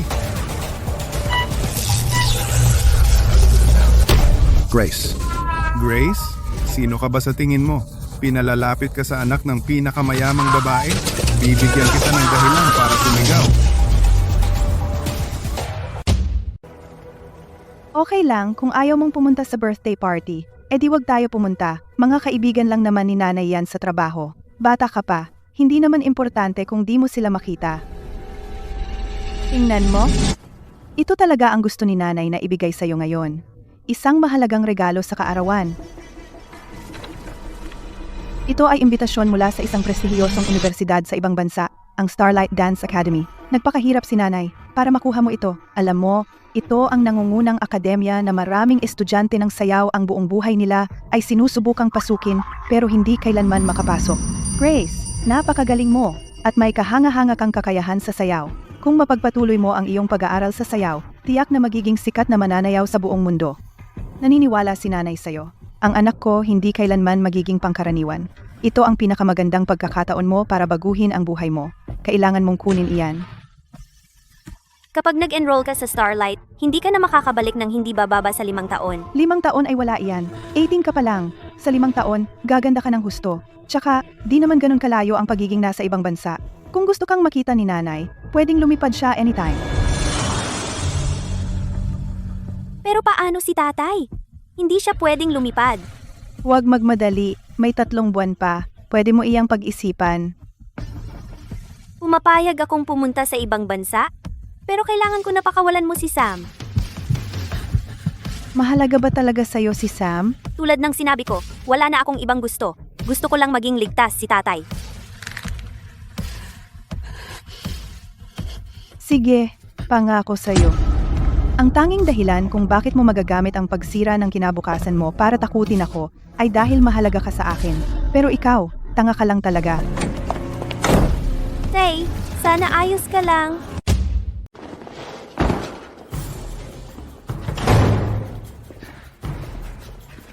Binigyan ka na naman ni Roberts ng gamot na yan? Mukhang mali ito. Pinapahirapan niya itong bobong tao. Tumanggap ba siya ng suhol? Wala nang pakialam. Wala rin namang kwenta itong bobo. Bubugbugin ko na lang siya muna. Huwag mong tamaan ang ulo ko, sabi ni Grace. Huwag tamaan ang ulo. Bobo, paulit-ulit mong sinasabi si Grace. Sino si Grace? Grace. Si Grace ay aking anak ko. Ang anak mo ba ay yung batang inagaw mo, di ba? Si Sam ay hindi nang agaw ng bata. Si Grace, natagpuan ko siya sa ilog. Itinapon siya ng kanyang lola. Gusto siyang patayin. At ang pananakit sa isang babae? Tingnan mo yan, sobrang tanga. At naglakas loob ka pang manakit ng babae? Bakit pa sasayangin ang mga salita sa kanya? Joe, sa tingin ko hindi ito tama. Maaaring na set up tayo. Anong ibig mong sabihin? Naalala mo ba ilang taon na ang nakalipas? Yung lalaki na dinala sa ward natin? Ang yabang ng rapist na iyon? Ngayon tingnan mo itong bobo. Hindi man lang siya lumalaban kapag sinasaktan. Kaya ba niyang saktan ng iba? Dito. Bawal mo ring paluin dito. Grace. Sabi ni Grace. Kailangan ko, protektahan ko. Talagang bobo siya. Anong ginawa mo ngayong gabi? Paanong nagkaroon ka ng lahat ng sugat na to? Bumalik para sa kaarawan ni Grace. Sam. Pinangako ni Sam na ipagdiriwang ang kaarawan ni Grace bawat taon. Grace, sobrang nakakainis. Hindi ko siya hinawakan. Wala akong pakialam. Kalimutan mo na. Tanga lang siya. Huwag mo siyang guluhin. Mukha naman siyang hindi masamang tao. Baka nainis niya ang isang mayaman. Pagkatapos ng maraming taon, may mga taong nakakulong dito nang hindi makatarungan. Hindi ka pa ba sawa? Ano ba? Kapag nahuli ko si Roberts, Sasabihin ko sa kanya ang nasa isip ko. Matulog ka na. Magpalitan tayong bantayan siya. Huwag hayaang mamatay ang tanga na ito sa ating silid. bantayan mo siyang mabuti. Huwag hayaang tumakas muli ang tanga na iyon. Sige, maglaro ka sa ibang lugar. Hoy, tanga. Bakit hindi ka tumatakbo ngayon? Naayos na ang alambreng may tinik. Tumakbo? Hindi ko kaya. Tumakbo? Hindi makatakbo. Bakit laging gusto mong tumakas? Psycho ka naman talaga. Dito man lang may pagkain at tirahan ka at hindi mo kailangang magtrabaho. Para saan ka tumatakbo? Para makita si Grace. Si Grace ay kinukulong ng nanay niya. Matatakot si Grace. Ang tanga talaga.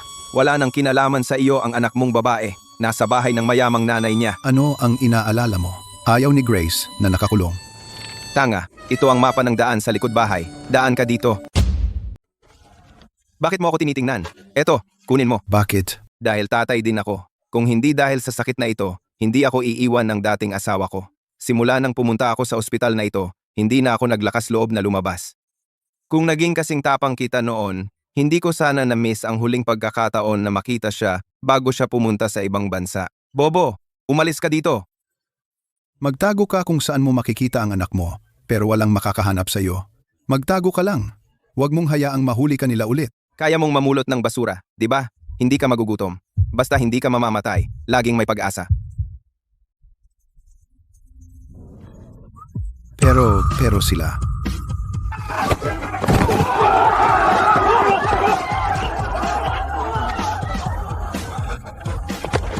Sam, gusto mong hanapin ang anak mo, di ba? Dakbo.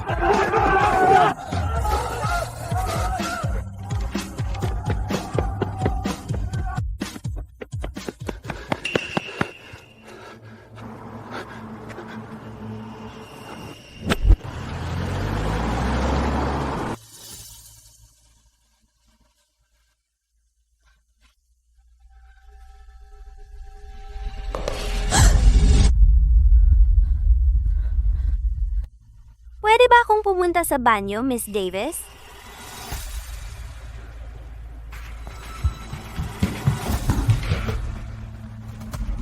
Grace,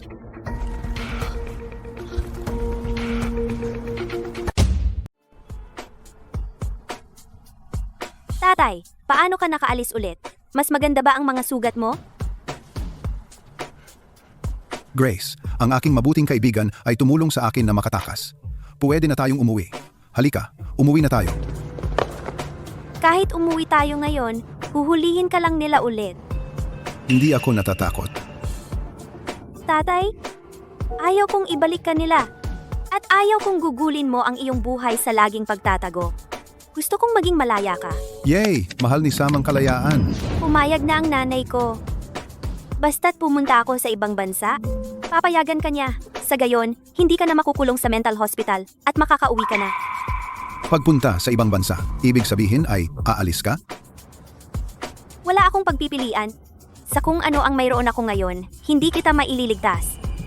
Tatay, ito lang ang paraan para mailigtas kita. Gusto kong maging maalis ka. Gusto kong mabuhay ka ng malaya sa natitirang bahagi ng iyong buhay. Hindi. Ayaw kong iligtas mo ako. Ayaw kong pumunta ka sa ibang bansa. Alam ko ang pagpunta sa ibang bansa ay nangangahulugang malayo at hindi na kita makikita muli.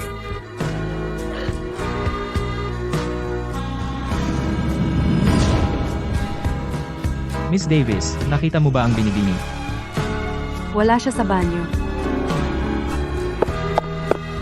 Tatay, pangako mo sa akin na aalagaan mo ang iyong sarili. Makauwi ka na sa lalong madaling panahon. Ayaw kong umalis ka. Grace, manatili ka. Umuwi na tayo. Sabay tayong umuwi.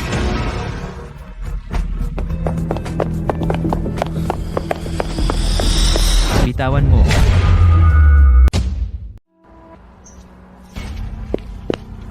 Binibini, saan ka pupunta? Hindi ako tumatakas. Bumaba lang ako para makita si tatay. Nangako ka na kay Madam Chair. Alam mo kung ano ang mangyayari kung susuko ka. Wala itong kinalaman sa tatay ko. Mr. Miller, pakiusap pakawalan na si tatay. Pupunta ako sa abroad. Pangako, tutuparin ko ang aking salita.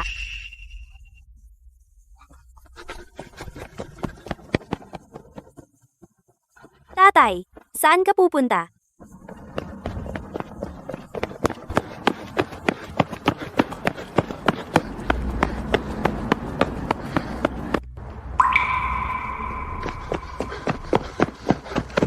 Hindi na tatakbo si Sam. Ibalik mo ako. Hindi na muling tatakbo si Sam. Tatay, Grace, ayaw ni Sam ng kalayaan. Gusto ni Sam na manatili rito.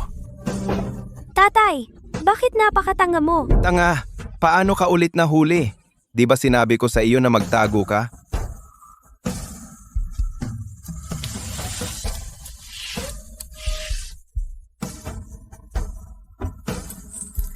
Hoy, sira ba utak mo o ano? Hindi tatakbo si Sam.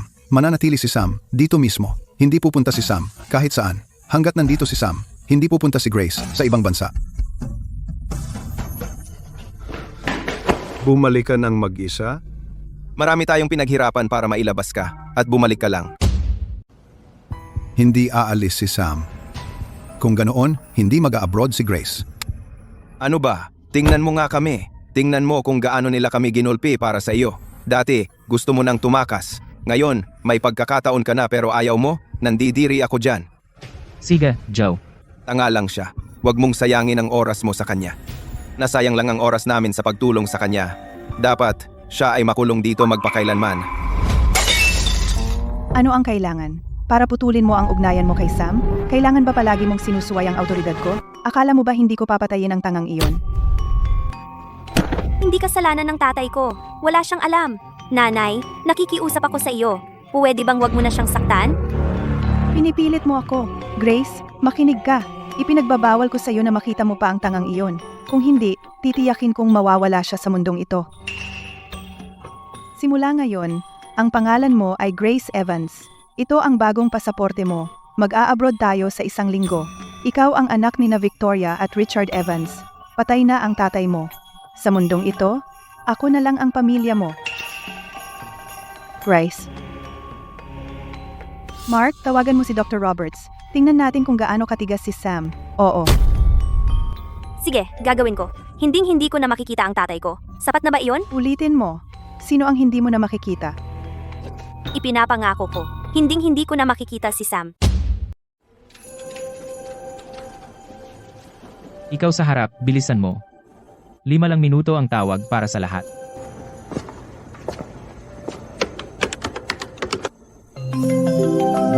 Grace, kamusta ka?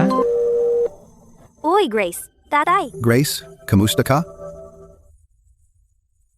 Grace, naging maayos ako nitong mga araw. Kaya nabigyan ako ng pagkakataon na tawagan ka. Grace, hindi ka na ba aalis papuntang ibang bansa? Grace, ang babait ng mga tao dito, alam mo, may naging kaibigan pa ako rito. Huwag kang mag-alala, hindi nagdusa si Sam. Tito Sam. Wag mo na akong tawagan, okay? Malapit na akong umalis papuntang ibang bansa. Hindi ko nagagamiting itong number. Grace, ano bang sinasabi mo?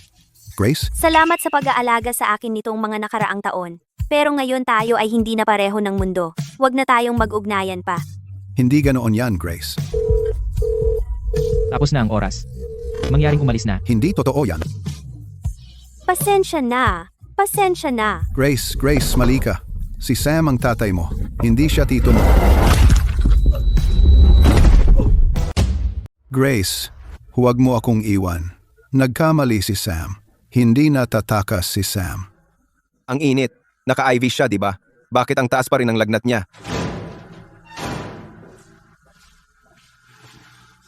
Anong ginagawa mo dito? Hemp. May uremia si Sam. Wala na siyang maraming oras. May maglipat sa kanya sa ibang ward. Uremia? Saan niyo siya ililipat? Saan pa? Yung lumang ward sa likod, syempre.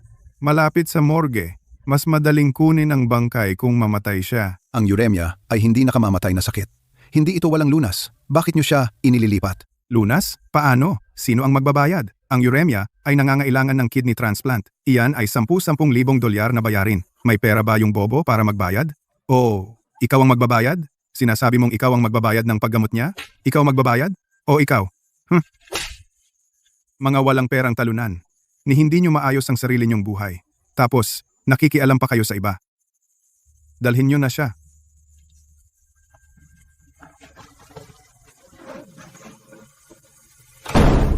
Bakit hindi mo ako pinagbasag ng ulo ni Roberts? Hindi ba halata na gusto niyang mamatay si Sam sa sakit? Anong maganda sa pagbasag ng ulo niya? Hindi mo maililigtas si Sam at magkakaproblema ka rin. Ano ang gagawin natin? Manonood lang tayo kay Sam, pumunta doon at maghintay, mamatay? Paano ka natutulog? Si Sam? Kung wala kang pakialam, wala rin akong pakialam. Wala naman tayong pakialam.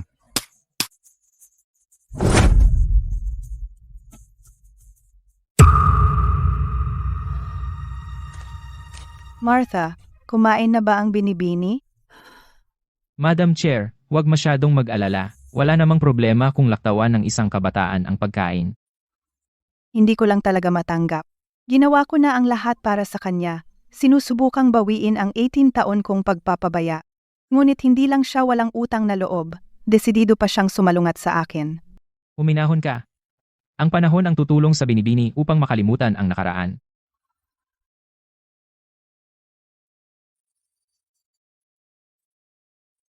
Sabi ng ospital matagumpay ang operasyon ni Vincent. Lalabas na siya sa ospital. Pero ang pamilya Evans ay nasa kulungan na ngayon, kaya Dapat tayong maglaan ng oras upang pumunta. Lumabas ka! Lumabas ka! Hindi kita kailangan! Huwag mo akong sisihin. Hindi ako magulang mo. Hindi kita palalayawin. Kung hindi mo talaga ako kailangan, ay ipack mo ang sarili mong gamit at umalis ka na sa ospital. Oh, at ito ang lahat ng perang binayad ko para sa mga bayarin mo sa ospital mula nang maospital ka. Iyan ay $60,000 sa kabuuan. Ayusin mo iyan bago ka umalis. Sino bang nag-utos sa iyong magbayad ng mga bayarin ko? Ipinakulong mo na ang mga magulang ko at lola sa kulungan. Ano itong pekeng pag-aalala? Nasa kulungan sila dahil nakuha nila ang nararapat sa kanila. Naglakas loob silang puntiryahin ang aking anak. Sinusubukang kunin ang kanyang bato. Bakit hindi? Ang pagkuha ng isang bato ay walang kabuluhan. Sabi ni lola siya ay isang batang isinumpa. Hanggat buhay siya, magdadala siya sa akin ng malas. Itinapon na siya ni lola noon. Kung hindi siya napulot, dapat patay na siya noon pa. Ano ang sinabi mo?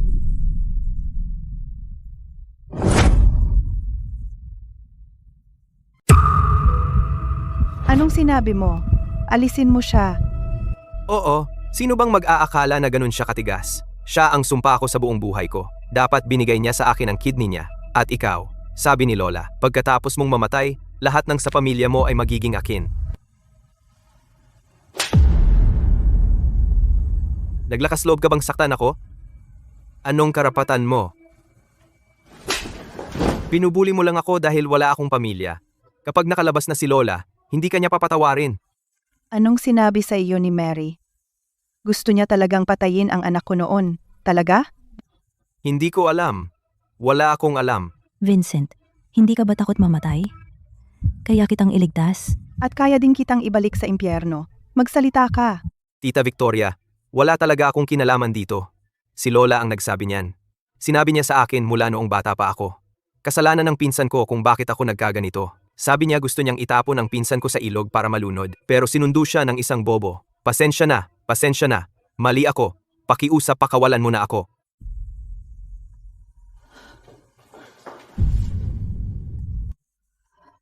Paano nangyari ito? Madam Chair, hindi ba siya ang human trafficker? Hindi niya ninakaw ang anak ko. Mark, nagkamali ba talaga ako sa huli? Hindi mo kasalanan. Kung may dapat sisihin, si Mary ang nanloko sa iyo. Si Mary, di ba? Imbestiga mo ito para sa akin ngayon. Kahit anong paraan ang gamitin mo, kailangan mong mapagsalita si Mary. Kailangan kong malaman ang tunay na nangyari noon. Teka, bago lumabas ang katotohanan, hindi mo pwedeng sabihin kay Grace ang tungkol dito. Matapang na lalaki. Hindi pa patay.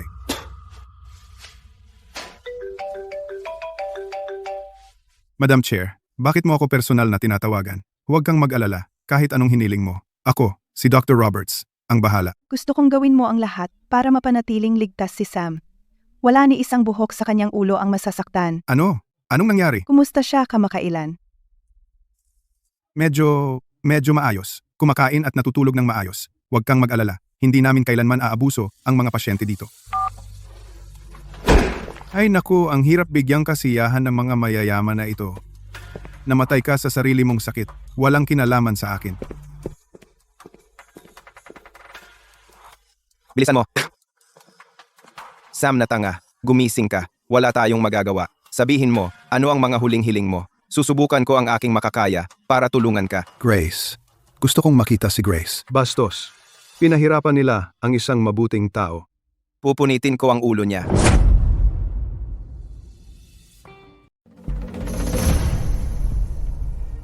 Darating ang grupo ng pagtatanghal bukas para magtanghal sa ospital. Abala lahat sa pag-set up ng stage ngayon. Kailangan nating tumakas habang walang nakatingin. Umalis na tayo. Ang tuso niyang Roberts na bastos. Naglagay talaga siya ng tao sa side road.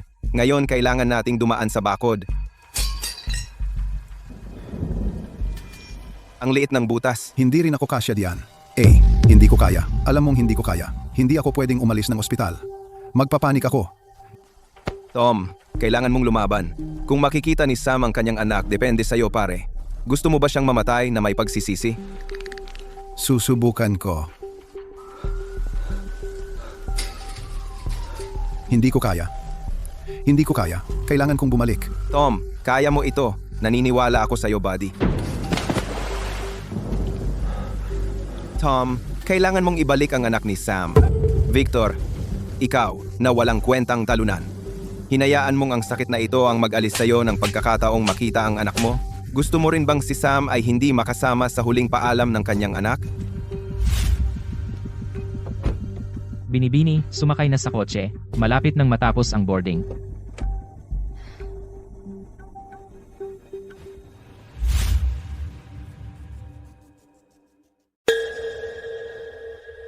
Grace. Si Mommy, ginagawa ito para sa ikabubuti mo.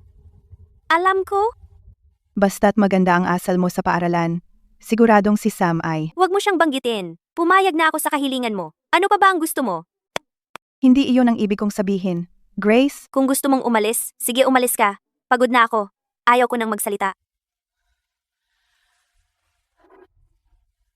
alam kong sinisisi mo ako. Pero para sa kinabukasan at oportunidad mo, handang maging kontrabida ako. Hinahanap mo ang binibini? Oo, pumunta ka at ipaalam sa kanya. Mayroon akong importanteng pag-uusapan sa kanya. Narito, lilipad siya ngayon papunta sa ibang bansa. Kakalisan lang niya.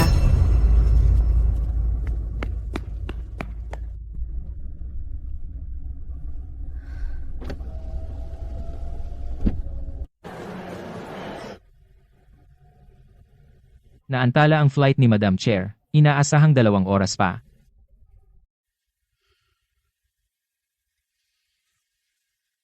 Pagkatapos umalis ni Grace sa ibang bansa, kunin mo ang sulat ng autorisasyon ko at iparilis mo si Sam sa ospital. Maghanda ka rin ng $200,000 na pera para sa kanya. At ang pulubing lalaki noong nakaraan, isuko mo sa pulisya. Ang katotohanan, sila na mismo ang mag-iimbestiga. Sinusubukan mong linisin ang pangalan ni Sam. Inosente siya.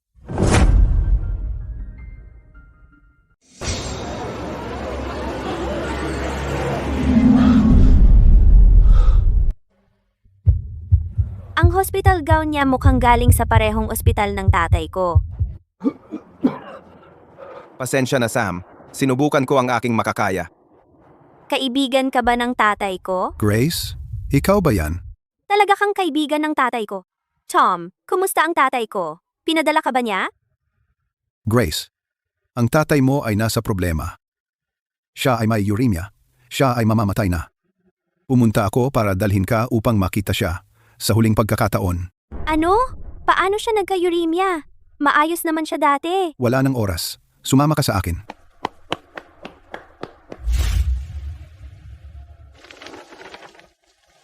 Grace, nakausap ko ang puno ng kumpanya ng sayaw. Mamaya, makikipasok ka sa grupo ng kumpanya ng sayaw. Pagkatapos, hahanap ako ng pagkakataon para ilabas ang tatay mo.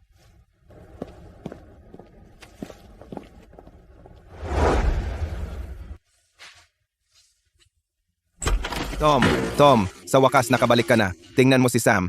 Natakot ako kung hindi ka darating. Baka hindi na siya makayanan. Sige, iakyat mo siya dito. Sam, dinala ko ang anak mo para makita ka. Naririnig mo ba ako? Dumating si Grace para makita ka. Ayusin mo ang buhok ko. Makita si Grace. Maswerte kang lalaki, Sam. Mayroon kang mabuting anak na babae. Kailangan mong magtiyaga. Magtiyaga hanggang sa maging maayos ang lahat.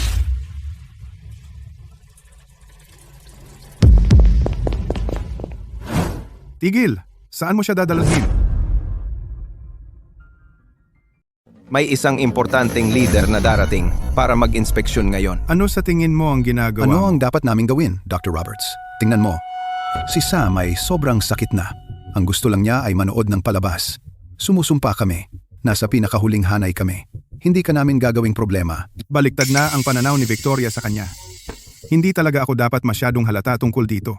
Paano kung malaman ng iba? Sa tingin ko posible, pero dapat tandaan ninyong dalawa ito. Kung may magtanong mamaya, huwag kayong magsabi na minasama ko ang tangang iyon.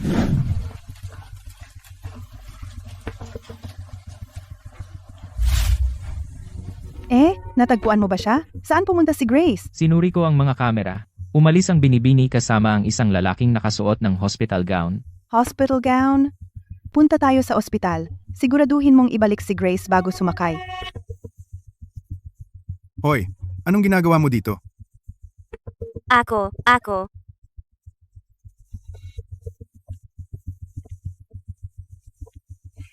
Xiao Hong, bakit ka nakatambay dyan? Pumunta ka sa likod ng entablado at maghanda.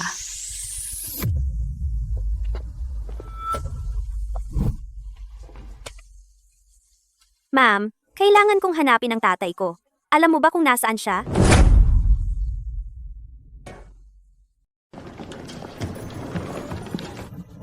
Ilagay ang mga speaker doon.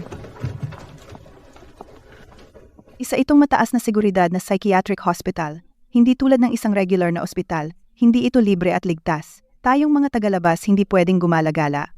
Pero- Imbes na ikaw ang maghanap sa kanila, bakit hindi mo sila hayaang mahanap ka? Bata, kung ako sa'yo, tatayo ako sa pinakakita na lugar. Sa ganoon, ang tatay mo ang mauunang makakita sa'yo sa crowd. Hindi mo ba sinabi na isinama mo si Grace? Nasaan siya? Sabi namin, magkikita kami sa hardin. Saan siya pumunta? Ano ang tinitingnan mo? Hindi ba tayo manonood ng performance? Magsisimula na? Bakit hindi ka pumapasok? Hoy, sige na. Pupunta na ako.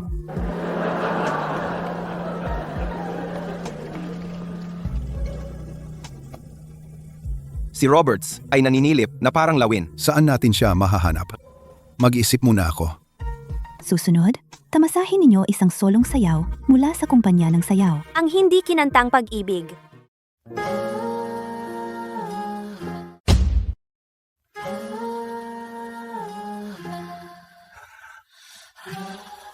Grace, ang aking Grace.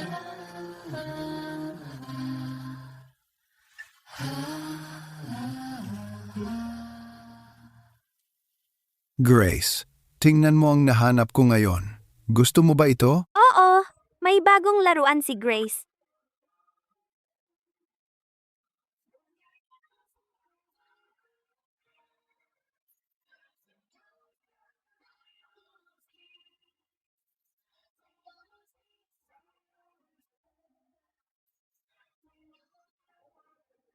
Tatay, ang gulo mo tignan. Eto, ganito dapat gawin.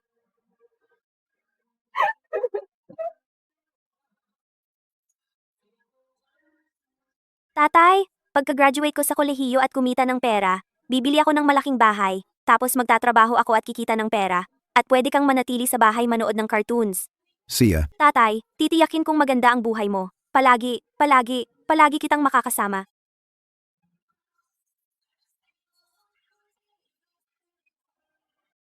Madam Chair, malapit na ang oras ng pagsakay.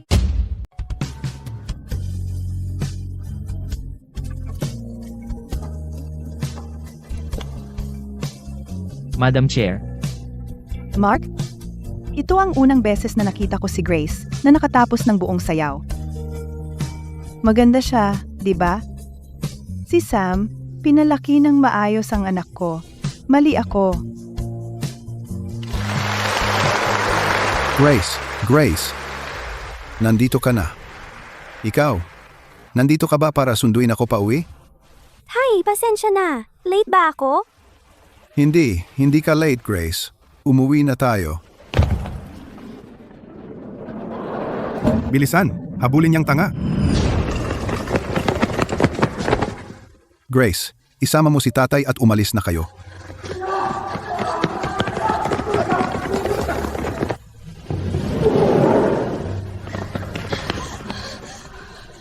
Grace, Ginawa mo na ang tatay ko na ganito. Nasiyahan ka na ba? hindi yan ang iniisip mo. Sam, takbo!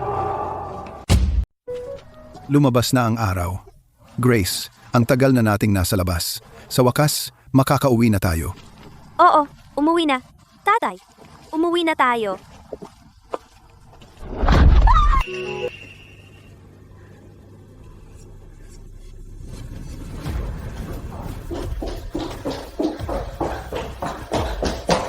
Kumusta ang tatay mo, Grace? Anong ginagawa mo dito? Sinasabi ko sa'yo, ganyan na ang tatay ko ngayon. Hindi na kita hahayaang takutin ako. Huwag mong isipin na sasama ako sa'yo sa ibang bansa. Alam ko, Grace. Alam na ni nanay ang totoo. Nagkamali ako tungkol kay Sam. Nagkamali tungkol sa... Ginawa mo ito sa tatay ko. Ikinulong mo siya sa psychiatric hospital. Pinahirapan mo siya ng sobra. At pagkatapos isang basta, Nagkamali ako, ay makakabawi sa lahat ng ito. Pasensya na, Grace. Pasensya na. Hindi kita mapapatawad. Hindi kita mapapatawad. Kailanman. Alam kong hindi ako mapapatawad. Dati nang nawala ka kay nanay at sa wakas natagpuan kita. Masyado akong natakot na mawala ka muli kaya ako nalinlang at gumawa ng masasamang bagay. Babayaran ni nanay ang lahat sa inyong dalawa. Gagawin ko ang lahat sa aking makakaya. Nandito ba ang pamilya ni Sam? Ako ang anak niya. Mukhang hindi maganda ang kondisyon ng pasyente. Namiss niya ang pinakamainam na panahon para sa paggamot. Ang tanging paggamot ngayon ay ang kidney transplant sa lalong madaling panahon. Kidney transplant. Baguhin mo yan. Kahit anong kailangan, basta makaligtas siya, sasagutin ng Apex Group ang lahat ng gastos. Pero kakaunti ang mga donor ng bato ngayon. Ang huling angkop na bato sa ating lungsod ay nakuha natin matapos subukan ang lahat. Itinanim ito sa pamangkin mo, si Vincent Evans. Mahirap makahanap ng ibang tugma sa maikling panahon. Paano kung gamitin ang akin? Doktor, pwede ba akong mag-donate ng bato sa tatay ko? Nawawala ka ba sa wisyo, Grace? Alam mo ba ang sinasabi mo? Ito ay isang bato, 18 ka pa lang. Kung isang bato lang ang mayroon ka, Paano ka mabubuhay sa natitira mong buhay? Pero kung hindi, wala nang buhay ang tatay ko. maaaring hindi siya masamang tao, pero amang-amahan mo lang siya. Hindi mo kailangang gawin ito para bayaran siya. Ang pag-aalaga ng bata ay pinakamalaking biyaya. Kung hindi dahil sa kanya, hindi ako makakatayo dito sa harap mo. Pag-usapan muna ninyo. Kung magpapasya kang mag-donate, gawin mo agad. Ang pasyenteng tugma ay nasa kritikal na kondisyon. Ubos na ang oras. Hindi pwede. Hindi ako pumapayag. Bitawan mo ako. Grace, kumalma ka. Huwag mong kalimutan na wala ka pang 18. Kung walang pirma ng tagapag-alaga, wala kang karapatang magsalita. Talaga bang magdodonate ka ng organ? Ano ang gusto mong gawin? Nasaktan mo na ang tatay ko, di ba? Kailangan mo ba siyang makitang mamatay para masiyahan ka?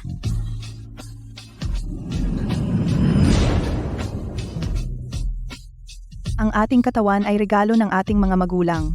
Buhay pa ako. Hindi kita papayagang saktan ang sarili mo para sa ibang tao ng ganito.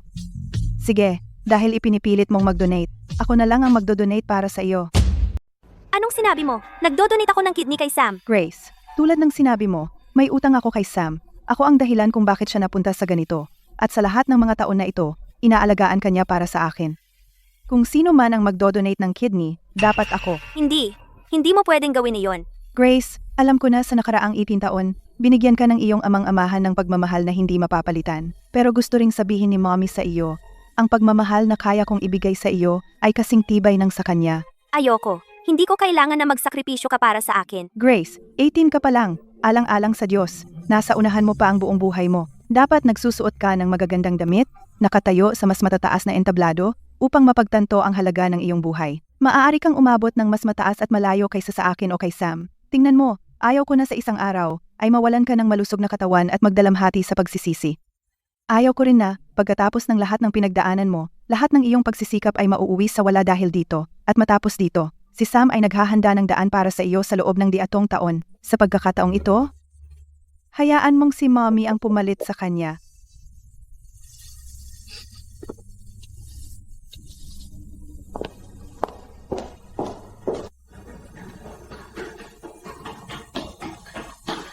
Nanay,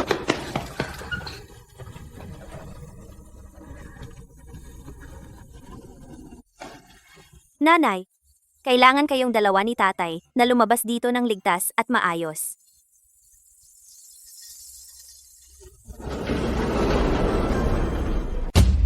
Gising na siya!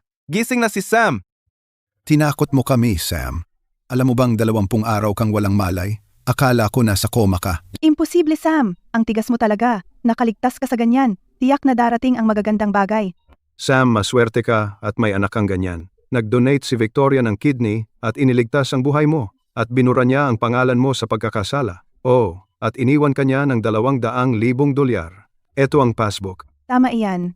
Ang totoong lalaking nanakit sa babae ay umamin na hindi mo na kailangang makulong sa mental hospital. At yang si Dr. Roberts, na demonyo, nakatanggap siya ng suhol at inabuso ang mga pasyente. Kami ni Tom ang nagsumbong sa kanya. Ngayon, nasa kulungan na rin siya. Sam, huwag kang mag-alala. Wala nang mangbubuli sa'yo ulit. Nasaan si Grace? Saan siya pumunta? Sam, makinig ka. Huwag kang mainis. Si Grace, siya, nag-abroad pa rin. Nag-abroad pa rin. Nag-aaral lang siya sa ibang bansa. Babalik siya kapag nakapagtapos na. Sam, ingatan mo ang sarili mo. Sa ilang taon, tiyak na babalik siya para makita ka. Oo. May talento siya at matatag na pundasyon. Siyempre, karapat dapat siya sa magandang edukasyon. Bilang mga magulang niya, dapat tayong maging masaya para sa kanya.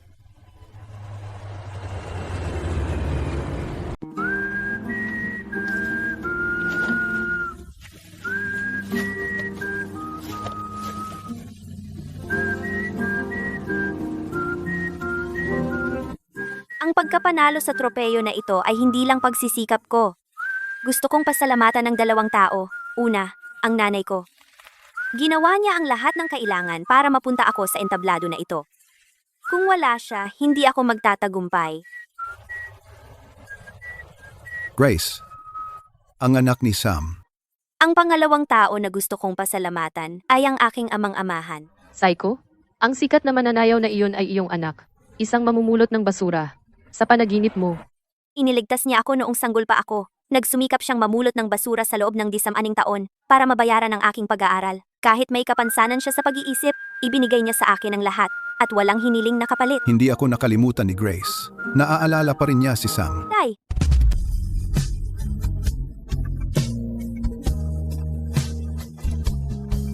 Grace, Tay, halika rito. Umuwi na tayo.